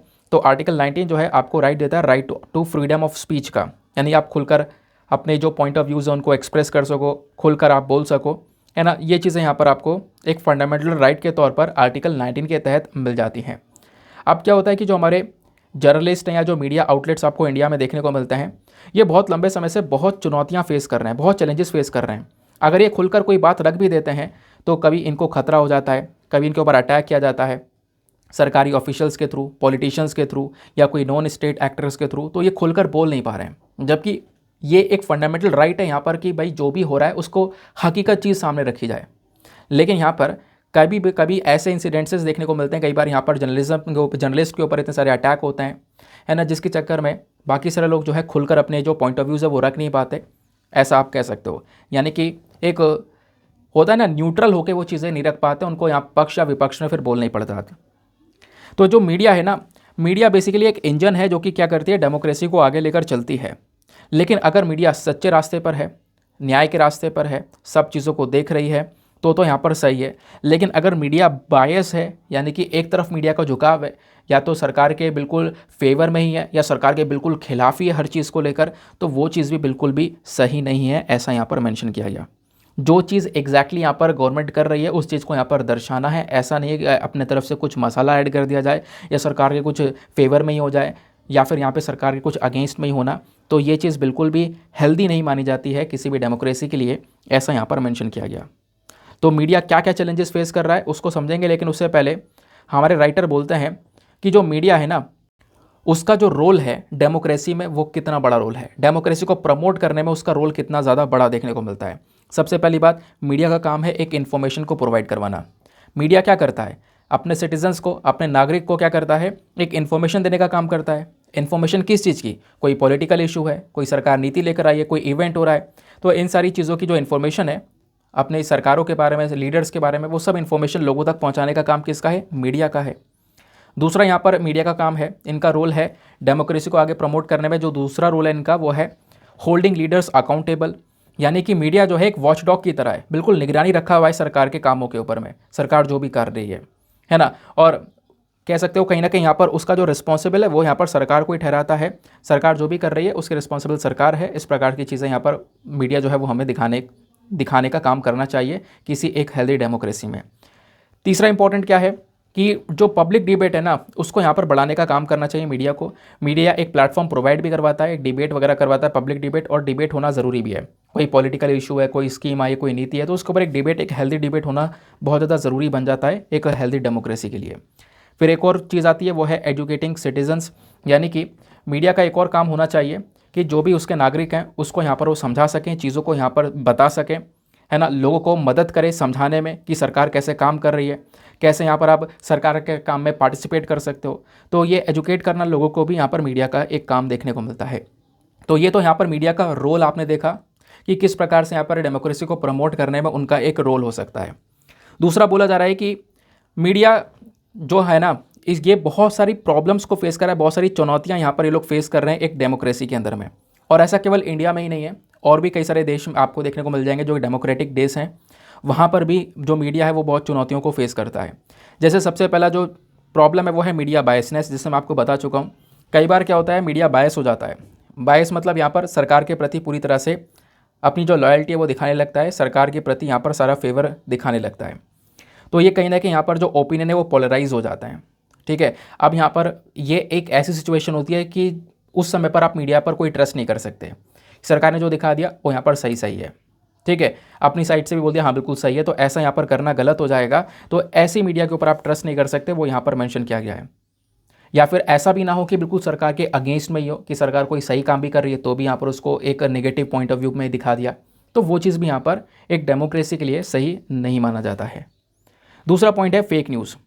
दूसरा जो चैलेंज मीडिया फेस करता है ना वो है फेक न्यूज़। अब ये क्या है, सोशल मीडिया प्लेटफॉर्म इतना बड़ा हो चुका है, इतने सारे प्लेटफॉर्म, इतने सारे एप्लीकेशंस आ चुके हैं, आप लोगों की आईडी अलग अलग प्लेटफॉर्म पर होगी भी, तो कहीं ना कहीं यहाँ पर लोगों के लिए बहुत आसान हो चुका है फेक न्यूज़ को फैलाना। जैसे फेसबुक आप देखोगे, कभी कभी मतलब कि कभी कभी मैंने 2-4 महीने में एक आध बार ओपन कभी कर लिया गलती से भी, तो इतना ज़्यादा यहाँ पर उस पर फेक न्यूज़ देखने को मिलता है। तो फेक न्यूज़ फैलने का बहुत ज़्यादा आसान तरीका बन चुका है सोशल मीडिया। तो इसके चक्कर में काफ़ी बार कन्फ्यूजन लोगों में, मिस इन्फॉर्मेशन जो है वो काफ़ी क्रिएट हो जाता है। तो ये प्रॉब्लम भी मीडिया को फेस करना पड़ता है सबसे ज़्यादा, ठीक है ना। तो इससे कहीं ना कहीं जो किसी भी इन्फॉर्मेशन के ऊपर ट्रस्ट है ना वो लोग यहाँ पर बना नहीं पाते, किसी भी इन्फॉर्मेशन के ऊपर विश्वास यहाँ पे लोग नहीं कर पाते। फिर उसके बाद में एक और पॉइंट आता है कॉर्पोरेट इन्फ्लुएंस, यानी कि ये क्या है, ये जो चैलेंज है ये आप देख पाओगे, जो कंपनियाँ हैं बड़ी बड़ी, जो बड़े बड़े कॉरपोरेशंस हैं, वो कभी कभी मीडिया के अंदर इन्वॉल्व होना स्टार्ट हो जाते हैं। जो हमारी मीडिया आउटलेट्स है ये कभी कभी बड़ी बड़ी कंपनीज जो हैं वो क्या करने लगती हैं, वो इसको ओन करने लगती हैं। और ओन करने के बाद में वो कंपनियां क्या करती हैं, अब इस बात को ध्यान से सुनना, अब एक बड़ी कंपनी आ गई जिसने इस पूरे मीडिया को खरीद लिया। खरीदने के बाद में उस मीडिया के अंदर में, उस न्यूज़पेपर में जो भी एडिटोरियल वगैरह आ रहे हैं, उस एडिटोरियल को ना अपनी साइड से इन्फ्लुएंस कर दिया, क्योंकि एडिटोरियल को एक राइटर ही लिख रहा है। तो आप उस जगह पर देख रहे होंगे कि वो जो एडिटोरियल लिखे जाता है ना, वो कहीं ना कहीं कह सकते हो कि एक ऐसे पॉइंट ऑफ व्यू पर है जो कि खरीदे हुए पॉइंट ऑफ व्यू हैं, है ना, वो अपने हिसाब से चलवा रहे हैं और राइटर से बोल रहे हैं कि भाई आपको ऐसा लिखना है। तो वो जो एडिटोरियल लिखा जा रहा है वो ऐसा ही लिखा जा रहा है जैसा यहाँ पर राइटर को बोला जा रहा है। यानी कि अगेन कोई न्यूट्रलिटी नहीं है ना, एक ही पक्ष या विपक्ष ऐसी चीज़ में यहाँ पर लिखा जा रहा है। तो इस वजह से यहाँ पर बोलता हूँ एडिटोरियल को जब भी पढ़ो तो भाई केवल आपको एग्जामिनेशन के लिए पढ़ना है, इस चीज़ को ध्यान रखना। तो हमेशा यहाँ पर मेरी भी यही कोशिश होती है कि मैं एक ऐसा कंटेंट दूँ कि आपने देखा भी होगा काफ़ी लोग इस चीज़ को नोटिस करते हैं और मुझे अच्छा लगता है कि यहाँ नीचे कमेंट सेक्शन में बताती भी है कि सर हमें जब हम दूसरे एडिटोरियल पढ़ते हैं दूसरे चैनल पर तो हमें लगता है कि यार ये एक तरफ झुकाव हो रहा है या ऐसा हो रहा है ऊपर नीचे हो रहा है, लेकिन यहाँ पे जब पढ़ते तो एक बैलेंस व्यू मिलता है, क्योंकि मैं केवल एग्जामिनेशन के ऊपर फोकस करते हुए चलता हूँ, ना मैं इधर देख रहा हूँ ना उधर, एक न्यूट्रल पर्सपेक्टिव से चल रहे हैं, क्योंकि एग्जामिनेशन में इसी चीज़ की रिक्वायरमेंट है। समझ गए? और इसी चीज़ की रिक्वायरमेंट आपके एक माइंडसेट की भी है, जब आप इंटरव्यू में बैठोगे यही चेक किया जाएगा। तो एक प्रॉब्लम ये भी हो जाती है जब बड़ी बड़ी कंपनियां खरीद लेती हैं ना, बड़ी बड़ी कंपनियां ओनरशिप ले लेती हैं तो वो अपने हिसाब से चीज़ों को मेंटेन करने लगती हैं मीडिया के अंदर में। फिर एक नेक्स्ट पॉइंट आता है, नेक्स्ट चैलेंज आता है मीडिया के अंदर में, वो है सेंसरशिप, यानी सरकार का सेंसरशिप। अब इसका मतलब क्या होता है कि जो गवर्नमेंट होती है ना वो कभी कभी यहाँ पर सेंसरशिप का इस्तेमाल करती है, मतलब कि काफ़ी बार, जैसे सेंसरशिप का मतलब क्या होता है कि आपने कोई किताब या फिल्म, कोई यहाँ पर न्यूज़ रिलीज़ हुआ, उसको यहाँ पे सप्रेस करना, उसके ऊपर यहाँ पर रोक लगाना। तो कई बार यहाँ पे गवर्नमेंट कोशिश करती है कि जो इन्फॉर्मेशन उसको यहाँ पे पूरी तरह से रोका जाए, है ना। तो इससे क्या होता है, इससे कई बार जो ट्रांसपेरेंसी है वो मेंटेन नहीं हो पाती, जो इन्फॉर्मेशन आई है वो लोगों को यहाँ पर प्रॉपरली पता नहीं चल पाती है, ठीक है। और इससे यहाँ पे सरकार क्या करती है, जो मीडिया की सक्षमता है, मीडिया की जो एबिलिटी है, उसको भी यहाँ पर कहीं ना कहीं अपने कंट्रोल में लेने की कोशिश करती है और मीडिया को लिमिट में रखने की कोशिश करती है, एक सीमित दायरे में रखने की कोशिश करती है, जिससे कि मीडिया जो है उस दायरे से बाहर निकल कर ना बोल सके। तो गवर्नमेंट की साइड से भी यहाँ पर इस प्रकार की चीज़ें बहुत ज़्यादा नज़र आती हैं। फिर नेक्स्ट जो चैलेंज हमारा मीडिया फेस कर रहा है वो है एक डाइवर्स और रिप्रेजेंटेटिव न्यूज़ रूम जो है ना, वो होना बहुत ज़्यादा ज़रूरी है किसी भी मीडिया इंस्टीट्यूशंस के लिए। कोई भी मीडिया इंस्टीट्यूशन है उसका एक ऐसा न्यूज़ रूम होना ज़रूरी है जो कि थोड़ा डाइवर्स हो और कहीं ना कहीं यहाँ पर बड़े बड़े लेवल पर एक तरीके से अच्छी अच्छी जो रिसर्च है कर सारी जो एग्जैक्ट इन्फॉर्मेशन है, एक्यूरेसी के साथ में जो इन्फॉर्मेशन है वो यहाँ पे प्रोवाइड करवा सके, एक एक्यूरेट इन्फॉर्मेशन, सच्ची इन्फॉर्मेशन, अनबायस्ड इन्फॉर्मेशन वो प्रोवाइड करवा सके। उसके लिए यहाँ पर इनको एक न्यूज़ रूम की आवश्यकता पड़ती है, जो कि आज के समय पर बहुत कम ही देखने को मिल रहा है। बहुत कम ही यहाँ पर इस प्रकार के न्यूज़ आउटलेट्स आपको देखने को मिलेंगे जो कि बायस ना हो, है ना, उनका कोई इंटरेस्ट ना हो, ऐसे बहुत कम न्यूज़ आउटलेट्स आपको नज़र आते हैं। फिर उसके बाद में मीडिया में एक और बहुत बड़ा चैलेंज है जेंडर डाइवर्सिटी। जेंडर डाइवर्सिटी है ही नहीं, इसकी कमी है। कमी है मतलब यहाँ पर आप देखोगे कि मीडिया के अंदर में जो वेमेन का रिप्रेजेंटेशन है वो काफ़ी कम है। इस वजह से बोला गया है कि मीडिया ऑर्गेनाइजेशंस में काम करने वाले लोग और मीडिया ऑर्गेनाइजेशंस की ओनरशिप को भी अगर आप देखोगे तो उसमें वेमेन जो है अंडर रिप्रेजेंटेड हैं, यानी कि बहुत ज़्यादा इनकी कमियां हैं, है ना। ओनरशिप में भी काफ़ी कम महिला हैं जो कि यहाँ पर मीडिया आउटलेट्स को ओन कर रही हैं, या काम करने वाली भी काफ़ी कम महिला है, आपको ऐसा देखने को मिल सकता है। तो इससे जो डाइवर्सिटी है, एक टॉपिक की जो डाइवर्सिटी है वो नहीं बन पाती, यानी कि चारों तरफ यहाँ पर एक टॉपिक जो है वो घूम नहीं पाता है, ऐसा यहाँ पर मेंशन किया गया है, ठीक है। यानी कि अगर पुरुष हैं सबसे ज़्यादा तो यहाँ पर पुरुष की आवाज़ उठ पा रही है, महिलाओं की आवाज़ नहीं उठ पा रही है, तो वो चीज़ें भी यहाँ पर देखने को मिल जाती हैं। फिर उसके बाद में एक आ जाता है मीडिया ट्रायल। ये एक सबसे बड़ा चैलेंज है मीडिया का, सबसे बड़ा चैलेंज, और पिछले साल इसको लेकर एक विवाद भी हो गया था। अब ये क्या है, कई बार ऐसा होता है ना, एक केस चल गया है भाई, इसको गिरफ्तार कर लिया सपोज़, अब वो केस पूरी तरह से चर्चा में छा चुका है ना, सब जगह सारे न्यूज़ चैनल पर वही केस चल रहा है, लेकिन अभी कोर्ट ने ना उस व्यक्ति को मुजरिम साबित नहीं किया है, लेकिन मीडिया चैनल क्या कर रहे हैं भाई, उसको ऐसा दिखा दिया, ऐसा पोर्ट्रे कर दिया कि वो मुजरिम साबित कर दिया है। अब लोगों की नज़रों में वो मुजरिम घोषित कर दिया गया है, ऐसा मीडिया चैनल्स ने सब कुछ दिखा दिया है, जबकि कोर्ट अभी यहाँ पे उसको मुजरिम साबित कर रहा नहीं है, और सपोज़ यहाँ पे वो निर्दोष साबित हो गया कोर्ट में, तो लोगों का जो यहाँ पर पॉइंट ऑफ व्यू है ना, वो कहीं ना कहीं पूरी तरह से इन्फ्लुएंस हो जाता है इस मीडिया चैनल के माध्यम से। इसी को हम मीडिया ट्रायल बोलते हैं। ऐसा भी नहीं होना चाहिए कि भाई अभी एक व्यक्ति है, भाई कोर्ट में मामला पहुंचने तो दो, कोर्ट में मामला पहुंचा नहीं है, उससे पहले उसके बारे में इतना नेगेटिव्स दिखाया कि भाई उसको लोग मुजरिम साबित करने, मुजरिम की तरह उसको लोग देखने लगे, जबकि कोर्ट में कभी हुआ कि भाई मामला उल्टा ही हो गया, ऐसा भी देखने को मिल जाता है। तो इसको हम लोग बोलते हैं मीडिया ट्रायल। ये भी एक बहुत बड़ी चुनौती है मीडिया वाले केस के अंदर में। अब राइटर बोलते हैं कि भाई इसका सोल्यूशन क्या है, इसका वे फॉरवर्ड क्या है। तो सजेशन में पहला सोल्यूशन है promote accuracy and fact checking.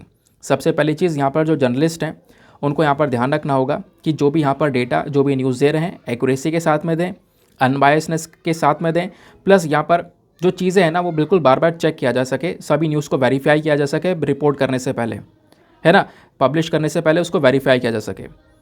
अगर ये काम हो रहा है तो कहीं ना कहीं एक ऑथेंटिक न्यूज़ लोगों तक पहुँच पा रही है। दूसरा जो वे फॉरवर्ड है वो यहाँ पर यह है, मीडिया का एक बहुत बड़ा रोल होता है कि भाई यहाँ पर जो पावर में व्यक्ति है ना उसको यहाँ पर जिम्मेदार ठहराया जाए उसके एक्शंस का, जो भी जैसे भी वो काम कर रहा है उसके एक्शन का यहाँ पर वही जिम्मेदार है। इस प्रकार की चीज़ यहाँ पर मीडिया को लेकर चलनी पड़ेगी।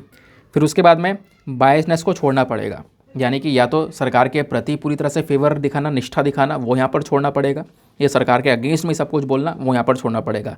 जो एग्जैक्टली हो रहा है, अगर वो पर्टिकुलर स्कीम आई है, उसके ये बेनिफिट्स हैं और ये यहाँ पर उसके नेगेटिव्स हैं, है ना, उसके डिसएडवांटेजेस हैं, जो चीज़ है एग्जैक्टली वो यहाँ पर सामने दिखाना। ऐसा ना हो कि यहाँ पर जो डिसएडवांटेजेस है उसको भी यहाँ पर एज अ बेनिफिट के तौर पर दिखा दिया जाए, या उस स्कीम के कुछ नेगेटिव पॉइंट्स भी है लेकिन आपने नेगेटिव पॉइंट्स कवर नहीं किए, केवल फ़ायदे यहाँ पर कवर कर दिए। ऐसा भी नहीं होना चाहिए। दोनों ही चीज़ें यहाँ पर आपको लेकर चलनी पड़ेंगी, यानी कि एक न्यूट्रल पर्सपेक्टिव से यहाँ पर आपको जो इन्फॉर्मेशन है एग्जैक्टली वो यहाँ पर फेस करनी पड़ेगी, वो यहाँ पर लोगों को दिखानी पड़ेगी। कोई बायसनेस यहाँ पर नहीं होना चाहिए। फिर उसके बाद में एक प्रॉब्लम यहाँ पर ये भी होती है ना, जो जर्नलिस्ट होते हैं हमारे, वो कई बार ऑनलाइन बहुत सारे जो हैरेसमेंट जैसी जो चीज़ें हैं वो फेस करने लगते हैं। ऑनलाइन यहाँ पर उनके ऊपर कई बार अटैक होने लगता है, सोशल मीडिया प्लेटफॉर्म पर बहुत ज़्यादा यहाँ पर उनको गाली गलौज करनी पड़ती, उनको मिलने लगती है, जिसके चक्कर में यहाँ पर वो जो लोग हैं वो सही से इन्फॉर्मेशन निकाल नहीं पाते, सही से इन्फॉर्मेशन यहाँ पे सामने लोगों के रख नहीं पाते, खुलकर बोल नहीं पाते। तो इस चीज़ को भी यहाँ पर टैकल करना पड़ेगा, जो भी ऑनलाइन हैरेसमेंट हो रहा है उसको यहाँ पर रोकना पड़ेगा। फिर उसके बाद में नेक्स्ट पॉइंट बोला गया है कि मीडिया लिटरेसी को इंक्रीज़ करना पड़ेगा, यानी कि देखो मीडिया एक इंपॉर्टेंट रोल है जो डेमोक्रेसी को प्रमोट करने में काम करता है। तो यहाँ पर सिटीजन्स की रिस्पॉन्सिबिलिटी है कि जो भी यहाँ पर न्यूज़ को कंज्यूम कर रहे हैं वो बिल्कुल सही तरीके से कंज्यूम करें, चीज़ों को अच्छे से समझने की कोशिश करें। और जो मीडिया लिटरेसी प्रोग्राम्स हैं ना, वो यहाँ पर हेल्प कर सकते हैं सिटीजन्स की, लोगों की, कि वो लोग क्या करें, मीडिया के काम को सही से अंडरस्टैंड करें, समझ सकें, है ना, और पता लगा सके भाई यहाँ पर इस चीज़ के ऊपर विश्वास किया जा सकता है, इस चीज़ के ऊपर विश्वास नहीं किया जा सकता, तो यहाँ पर इसके बीच में डिफ्रेंशिएट कर सकें। तो यहाँ पर इस प्रकार से मीडिया लिटरेसी को भी हमें प्रोवाइड करवाना होगा, ऐसा यहाँ पर बोला जा रहा है। लोगों को यहाँ पे पता होना चाहिए क्या सही है क्या गलत है, मीडिया कैसे काम कर रहा है ना। तो ये जो इन्फॉर्मेशन लोगों को थोड़ा बहुत नॉलेजेबल होना भी थोड़ा ज़रूरी हो जाता है। फिर उसके बाद में इंडिपेंडेंट जर्नलिज्म होना ज़रूरी है ना। एक जो व्यक्ति है वो कहीं ना कहीं जो जर्नलिस्ट है हमारे वो इंडिपेंडेंट होने ज़रूरी है, ताकि वो खुलकर रिपोर्टिंग कर सके, खुलकर जो इन्फॉर्मेशन है वो यहाँ पर लेकर आ सके। कई बार वो लोग रिस्क फेस करने लगते हैं, कई चैलेंजेस फेस करने लगते हैं, वो ऐसा होना बिल्कुल गलत माना जाएगा।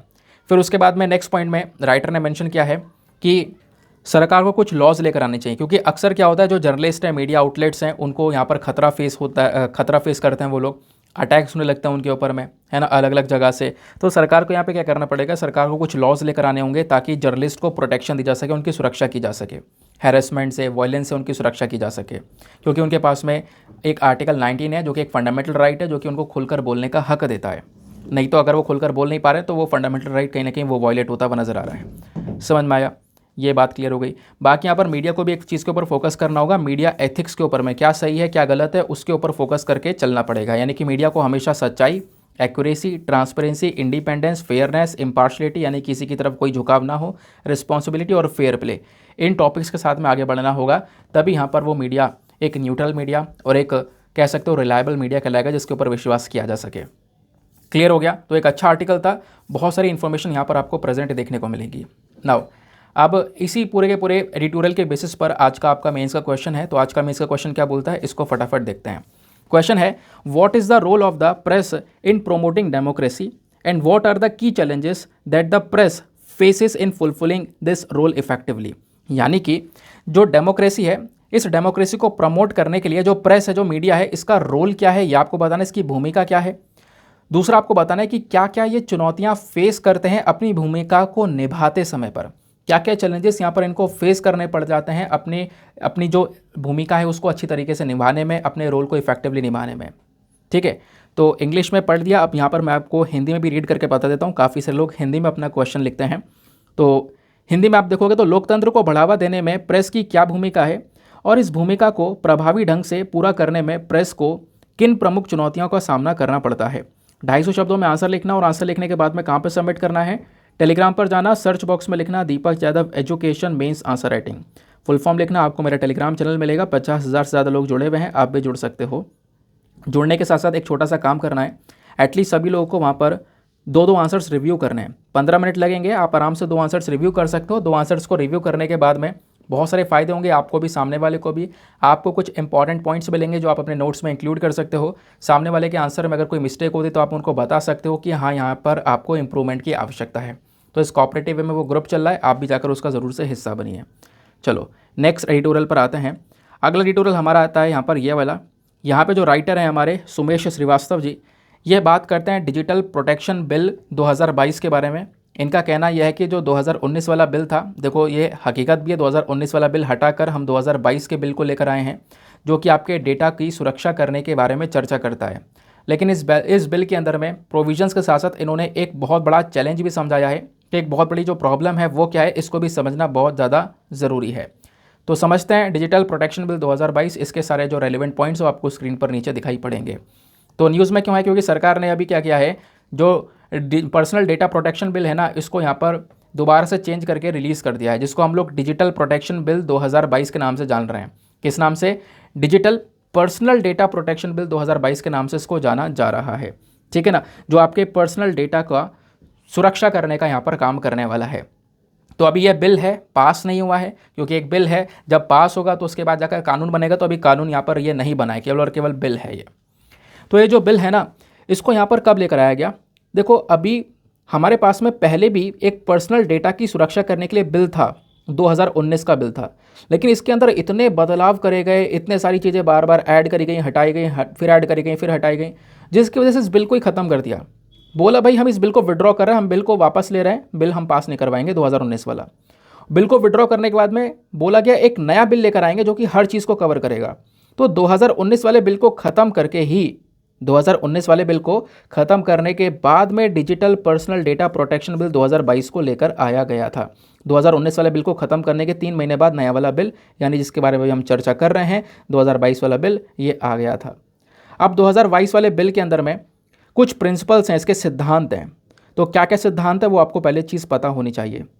सबसे पहला जो सिद्धांत है ना, वो यहाँ पर यह है कि जो आपका पर्सनल डेटा है, अब दोस्तों पर्सनल डेटा कैसा, यानी आपका financial data, biometric data, caste, religious, political belief, ये जो डेटा है आपका, ये पर्सनल डेटा है जो कि आपकी आइडेंटिटी को बता रहा है। ठीक है, तो उसकी सुरक्षा करने के बारे में यहाँ पर चर्चा की जाती है। तो यहाँ पर बोला ये जा रहा है कि काफ़ी बार जो कंपनीज़ होती हैं ना, वो आपके पर्सनल डेटा का यूज़ करती हैं। तो उसी को लेकर यहाँ पर सुरक्षा देने के बारे में चर्चा करते हुए इस बिल को लेकर आया गया है।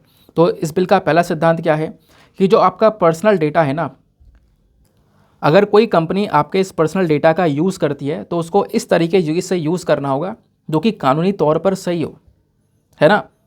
यहाँ पर कहीं ना कहीं यहाँ पर कानूनी तौर पर सही हो, ऐसा ना हो कि उसके पर्सनल डेटा का एक गलत उपयोग कर रही है वो कंपनी, और जैसा भी उपयोग किया जा रहा है उस पर्टिकुलर इंडिविजुअल को बताया जाए, है ना, उसके पास में जो ट्रांसपेरेंसी वो मेंटेन रहे कि हाँ मेरा डेटा ये डेटा इसके पास में और कहाँ पे यूज़ हो रहा है ये मुझे पता होना चाहिए। पहली चीज़ इस बिल के अंदर में ये बोला गया है।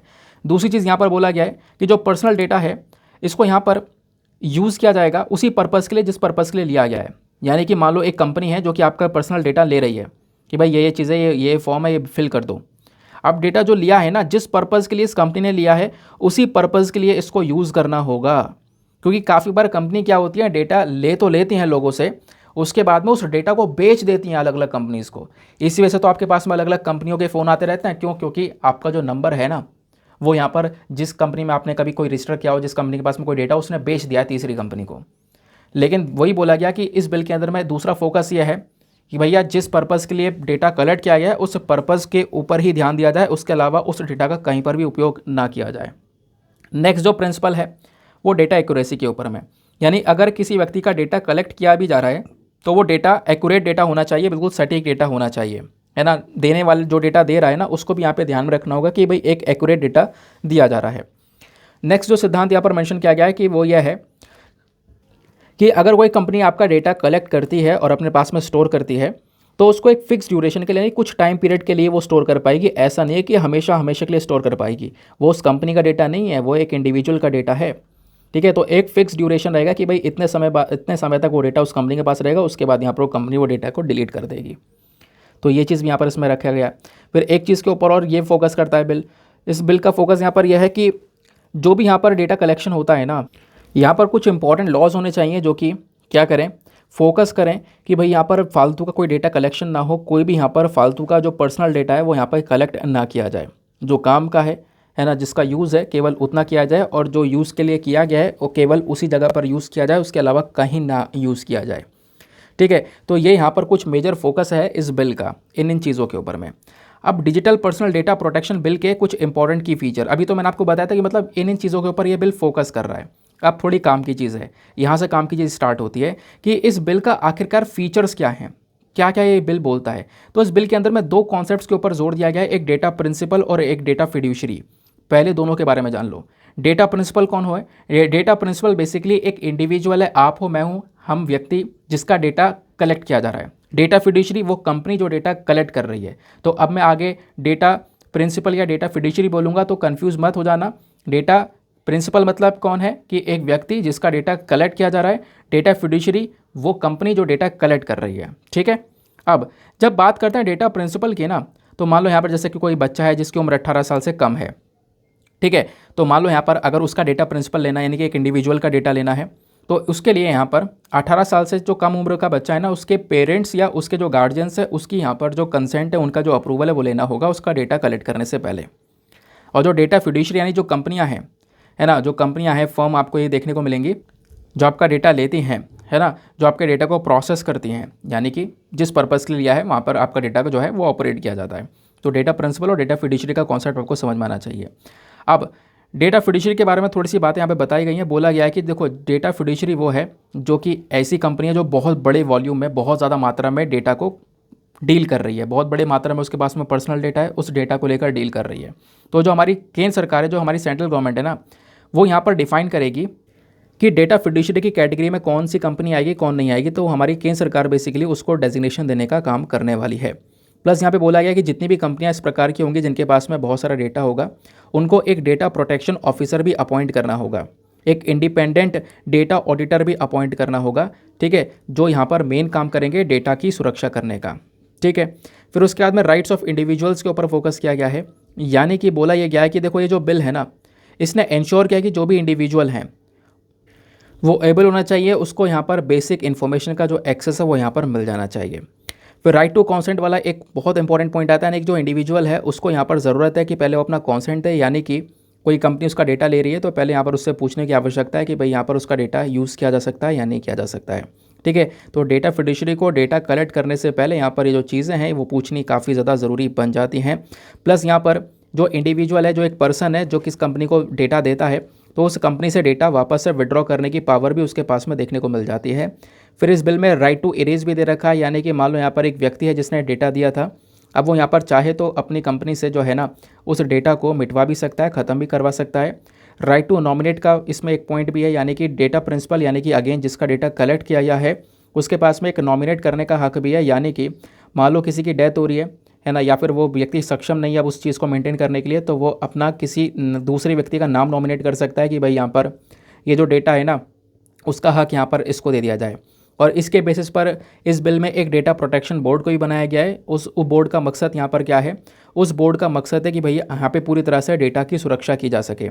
और अगर मान लो यहाँ पर आप कह सकते हो सेटिस्फैक्शन या आपको किसी चीज़ को लेकर, तो आप इस डेटा प्रोटेक्शन बिल के अंदर, इस बोर्ड के अंदर में आप अपनी कंप्लेंट वगैरह कर सकते हो और ये डेटा प्रोटेक्शन बोर्ड यहाँ पर आपकी कंप्लेंट की सुनवाई करेगा।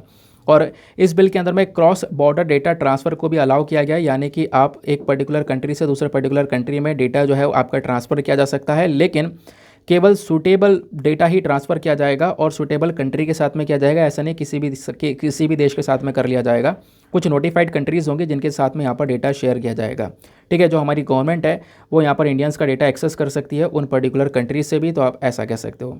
उसके बाद में कुछ पेनल्टीज़ वगैरह भी बताई गई हैं, यानी कि इस बिल के अंदर बोला गया कि मान लो जो ये एक कंपनी है ना, अगर वो कंपनी आपके डेटा का गलत यूज़ करती है, आपके डेटा का उल्लंघन करती है, तो कहीं ना कहीं उस कंपनी के ऊपर पेनल्टी लगाई जा सकती है। 50 करोड़ से 500 करोड़ तक की पेनल्टी उसके ऊपर लगाई जा सकती है। उसके बाद में अगर कोई डेटा प्रिंसिपल, यानी कि आप किसी कंपनी को गलत डेटा दे रहे हो अपना ही, है ना, रॉन्ग डेटा दे रहे हो या रॉन्ग कंप्लेंट फाइल कर रहे हो, तो इसके लिए यहाँ पर आपके ऊपर भी फाइन हो सकता है 10,000 रुपये तक का। ये भी यहाँ पर इस बिल के अंदर बोला गया है। अब इस बिल को लेकर ना कुछ छूट दी गई है। छूट दी गई है सरकार को कि भाई कंपनी के ऊपर पूरी तरह से शिकंजा कस दिया है, लोगों के ऊपर में कस दिया है, लेकिन अब जो छूट दी गई है वो है यहाँ पर सरकार को। जो हमारी सेंट्रल गवर्नमेंट है उसके पास में पावर है, सेंट्रल गवर्नमेंट को इस पूरे बिल से एक्सेप्शन में रखा गया है। उसके पास में पावर है कि वो आपके डेटा का प्रॉपर यूज़ कर सकती है। जब बात आएगी देश की सॉवरेनिटी की, इंटेग्रिटी की, सिक्योरिटी की, या हमारे जो फ्रेंडली कंट्रीज़ हैं उनके साथ में रिलेशंस की, तो आपके डेटा का प्रॉपर यूज़ कर सकती है हमारी सरकार। सरकार को इस चीज़ से बाहर रखा गया है, एक्सेप्शन में रखा गया है। ठीक है। तो वही चीज़ यहाँ पर बोला गया है कि हर जगह से आप कह सकते हो आपके डेटा को सुरक्षा दिया जा रहा है, लेकिन लास्ट में हमारी सेंट्रल गवर्नमेंट यहाँ पर उसको कंट्रोल कर रही है, तो फिर यहाँ पर किस बात का प्रोटेक्शन होना है जब सरकार के पास में सारा डेटा रहेगा। तो उस चीज़ के ऊपर यहाँ पे जो राइटर है वो मेंशन करते हैं। तो आई होप आपको यहाँ पर ये जो बिल है इसके बारे में समझ में आ चुका है। तो डेटा प्रोटेक्शन बिल को लेकर सारा डेटा मैं आपको टेलीग्राम पर PDF में भी दे दूंगा, तो उस PDF से आप इसको डाउनलोड कर लेना।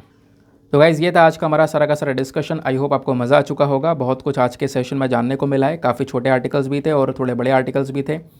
देखो एडिटोरियल जो मैंने आपको पढ़ाया है ना, ये ही 2 एडिटोरियल काम किए आज के न्यूज़पेपर में, उसके अलावा कोई एडिटोरियल काम का नहीं है। एक डॉग बाइट को लेकर है, डॉग बाइट का आर्टिकल हम कई बार डिस्कस कर चुके हैं, तो उसमें आपको इतनी घुसने की आवश्यकता नहीं है। अब फटाफट हम लोग अपने प्रीलिम्स वाले क्वेश्चन को देखते हैं। तो ये बेसिकली एक पॉलिटी का ही क्वेश्चन है जिसको UPSC ने 2021 में पूछा था। क्वेश्चन ये था कि 2 स्टेटमेंट दिए गए। पहला स्टेटमेंट यह है कि मान लो यहाँ पर एक व्यक्ति है जुडिशियल कस्टडी में, एक आरोपी है जुडिशियल कस्टडी में, उसको पुलिस स्टेशन में रखा जाएगा ना कि जेल में। तो ये पहला स्टेटमेंट गलत है। देखो जब भी यहाँ पर जुडिशियल कस्टडी में व्यक्ति होता है ना, तो उसको पुलिस स्टेशन में नहीं जेल में रखा जाता है। ठीक है, अगर कोई व्यक्ति पुलिस कस्टडी में है तो पुलिस कस्टडी में उसको पुलिस स्टेशन में रखा जा सकता है, लेकिन जुडिशियल कस्टडी में उसको जेल में रखा जाता है। तो इस वजह से पहला स्टेटमेंट हो जाता है रॉन्ग। दूसरा स्टेटमेंट देखते हैं। जुडिशियल कस्टडी के दौरान यहाँ पर जो एक पुलिस ऑफिसर है ना, उसको यहाँ पे बिना कोर्ट के अप्रूवल से, मतलब कोर्ट का अप्रूवल बिना लिए वो उसको अलाउ नहीं किया जाता कि वो उस व्यक्ति के साथ में पूछताछ कर सके। तो ऐसा है, हाँ बिल्कुल ऐसा है। ठीक है, क्योंकि यहाँ पर होता यह है कि जुडिशियल कस्टडी में अगर एक पुलिस ऑफिसर को मैटर सौंपा जा रहा है, तो जो एक पुलिस ऑफिसर है ना, उसको पहले कोर्ट से अप्रूवल लेना होगा। कोर्ट से अप्रूवल लेने के बाद में यहाँ पर उस व्यक्ति से, जिसको यहाँ पर जो आरोपी है, उससे पूछताछ कर सकता है। ठीक है, तो यहाँ पर दूसरा स्टेटमेंट जो है वो हमारा सही है। तो इस वजह से जो हमारा सही आंसर होगा वो इसका होगा ऑप्शन नंबर 2 ओनली। ठीक है, ऑप्शन नंबर B 2 ओनली। तो इसका एक्सप्लेनेशन यहाँ से देख सकते हो। स्टेटमेंट 1 क्यों गलत है? क्योंकि जो पुलिस कस्टडी है इसका मतलब होता है पुलिस के पास में एक फिजिकल कस्टडी होती है उस आरोपी की, लेकिन जुडिशियल कस्टडी में क्या होता है, जो कस्टडी है वो मजिस्ट्रेट के अंदर में आ जाती है। पुलिस कस्टडी में यहाँ पर जो आरोपी होता है उसको पुलिस स्टेशन में रखा जाता है, पुलिस स्टेशन लॉकअप में, जबकि जुडिशियल कस्टडी के अंदर में उस व्यक्ति को सीधा जेल में डाल दिया जाता है। तो इस वजह से स्टेटमेंट 2 हमारा इनकरेक्ट हो जाता है। दूसरा स्टेटमेंट हमारा सही है। क्यों? क्योंकि यहाँ पर जुडिशियल कस्टडी के दौरान जो भी एक पुलिस ऑफिसर होता है ना, उसको यहाँ पे अलाउ नहीं किया जाता कि आप बिना कोर्ट के अप्रूवल से उससे पूछताछ कर सको। तो इस वजह से कोर्ट का अप्रूवल यहाँ पर आवश्यक हो जाता है। ठीक है, तो कोर्ट पहले यहाँ पर अप्रूवल देगा, उसके बाद यहाँ पर वो पुलिस ऑफिसर उस आरोपी से पूछताछ कर सकता है। तो ये जुडिशियल कस्टडी में है। बाकी पुलिस कस्टडी में पुलिस ऑफिसर के पास में सीधा पावर होती है, वो किसी भी यहाँ पर संदेह व्यक्ति के ऊपर, डाउटफुल पर्सन से पूछताछ कर सकता है। क्लियर हो गया ना? इसी के साथ में करते हैं हम लोग अपने लेक्चर को समाप्त और मिलते हैं आप लोगों से अगले वीडियो में। आज के लिए bye bye, have a nice day, thank you and जय हिंद।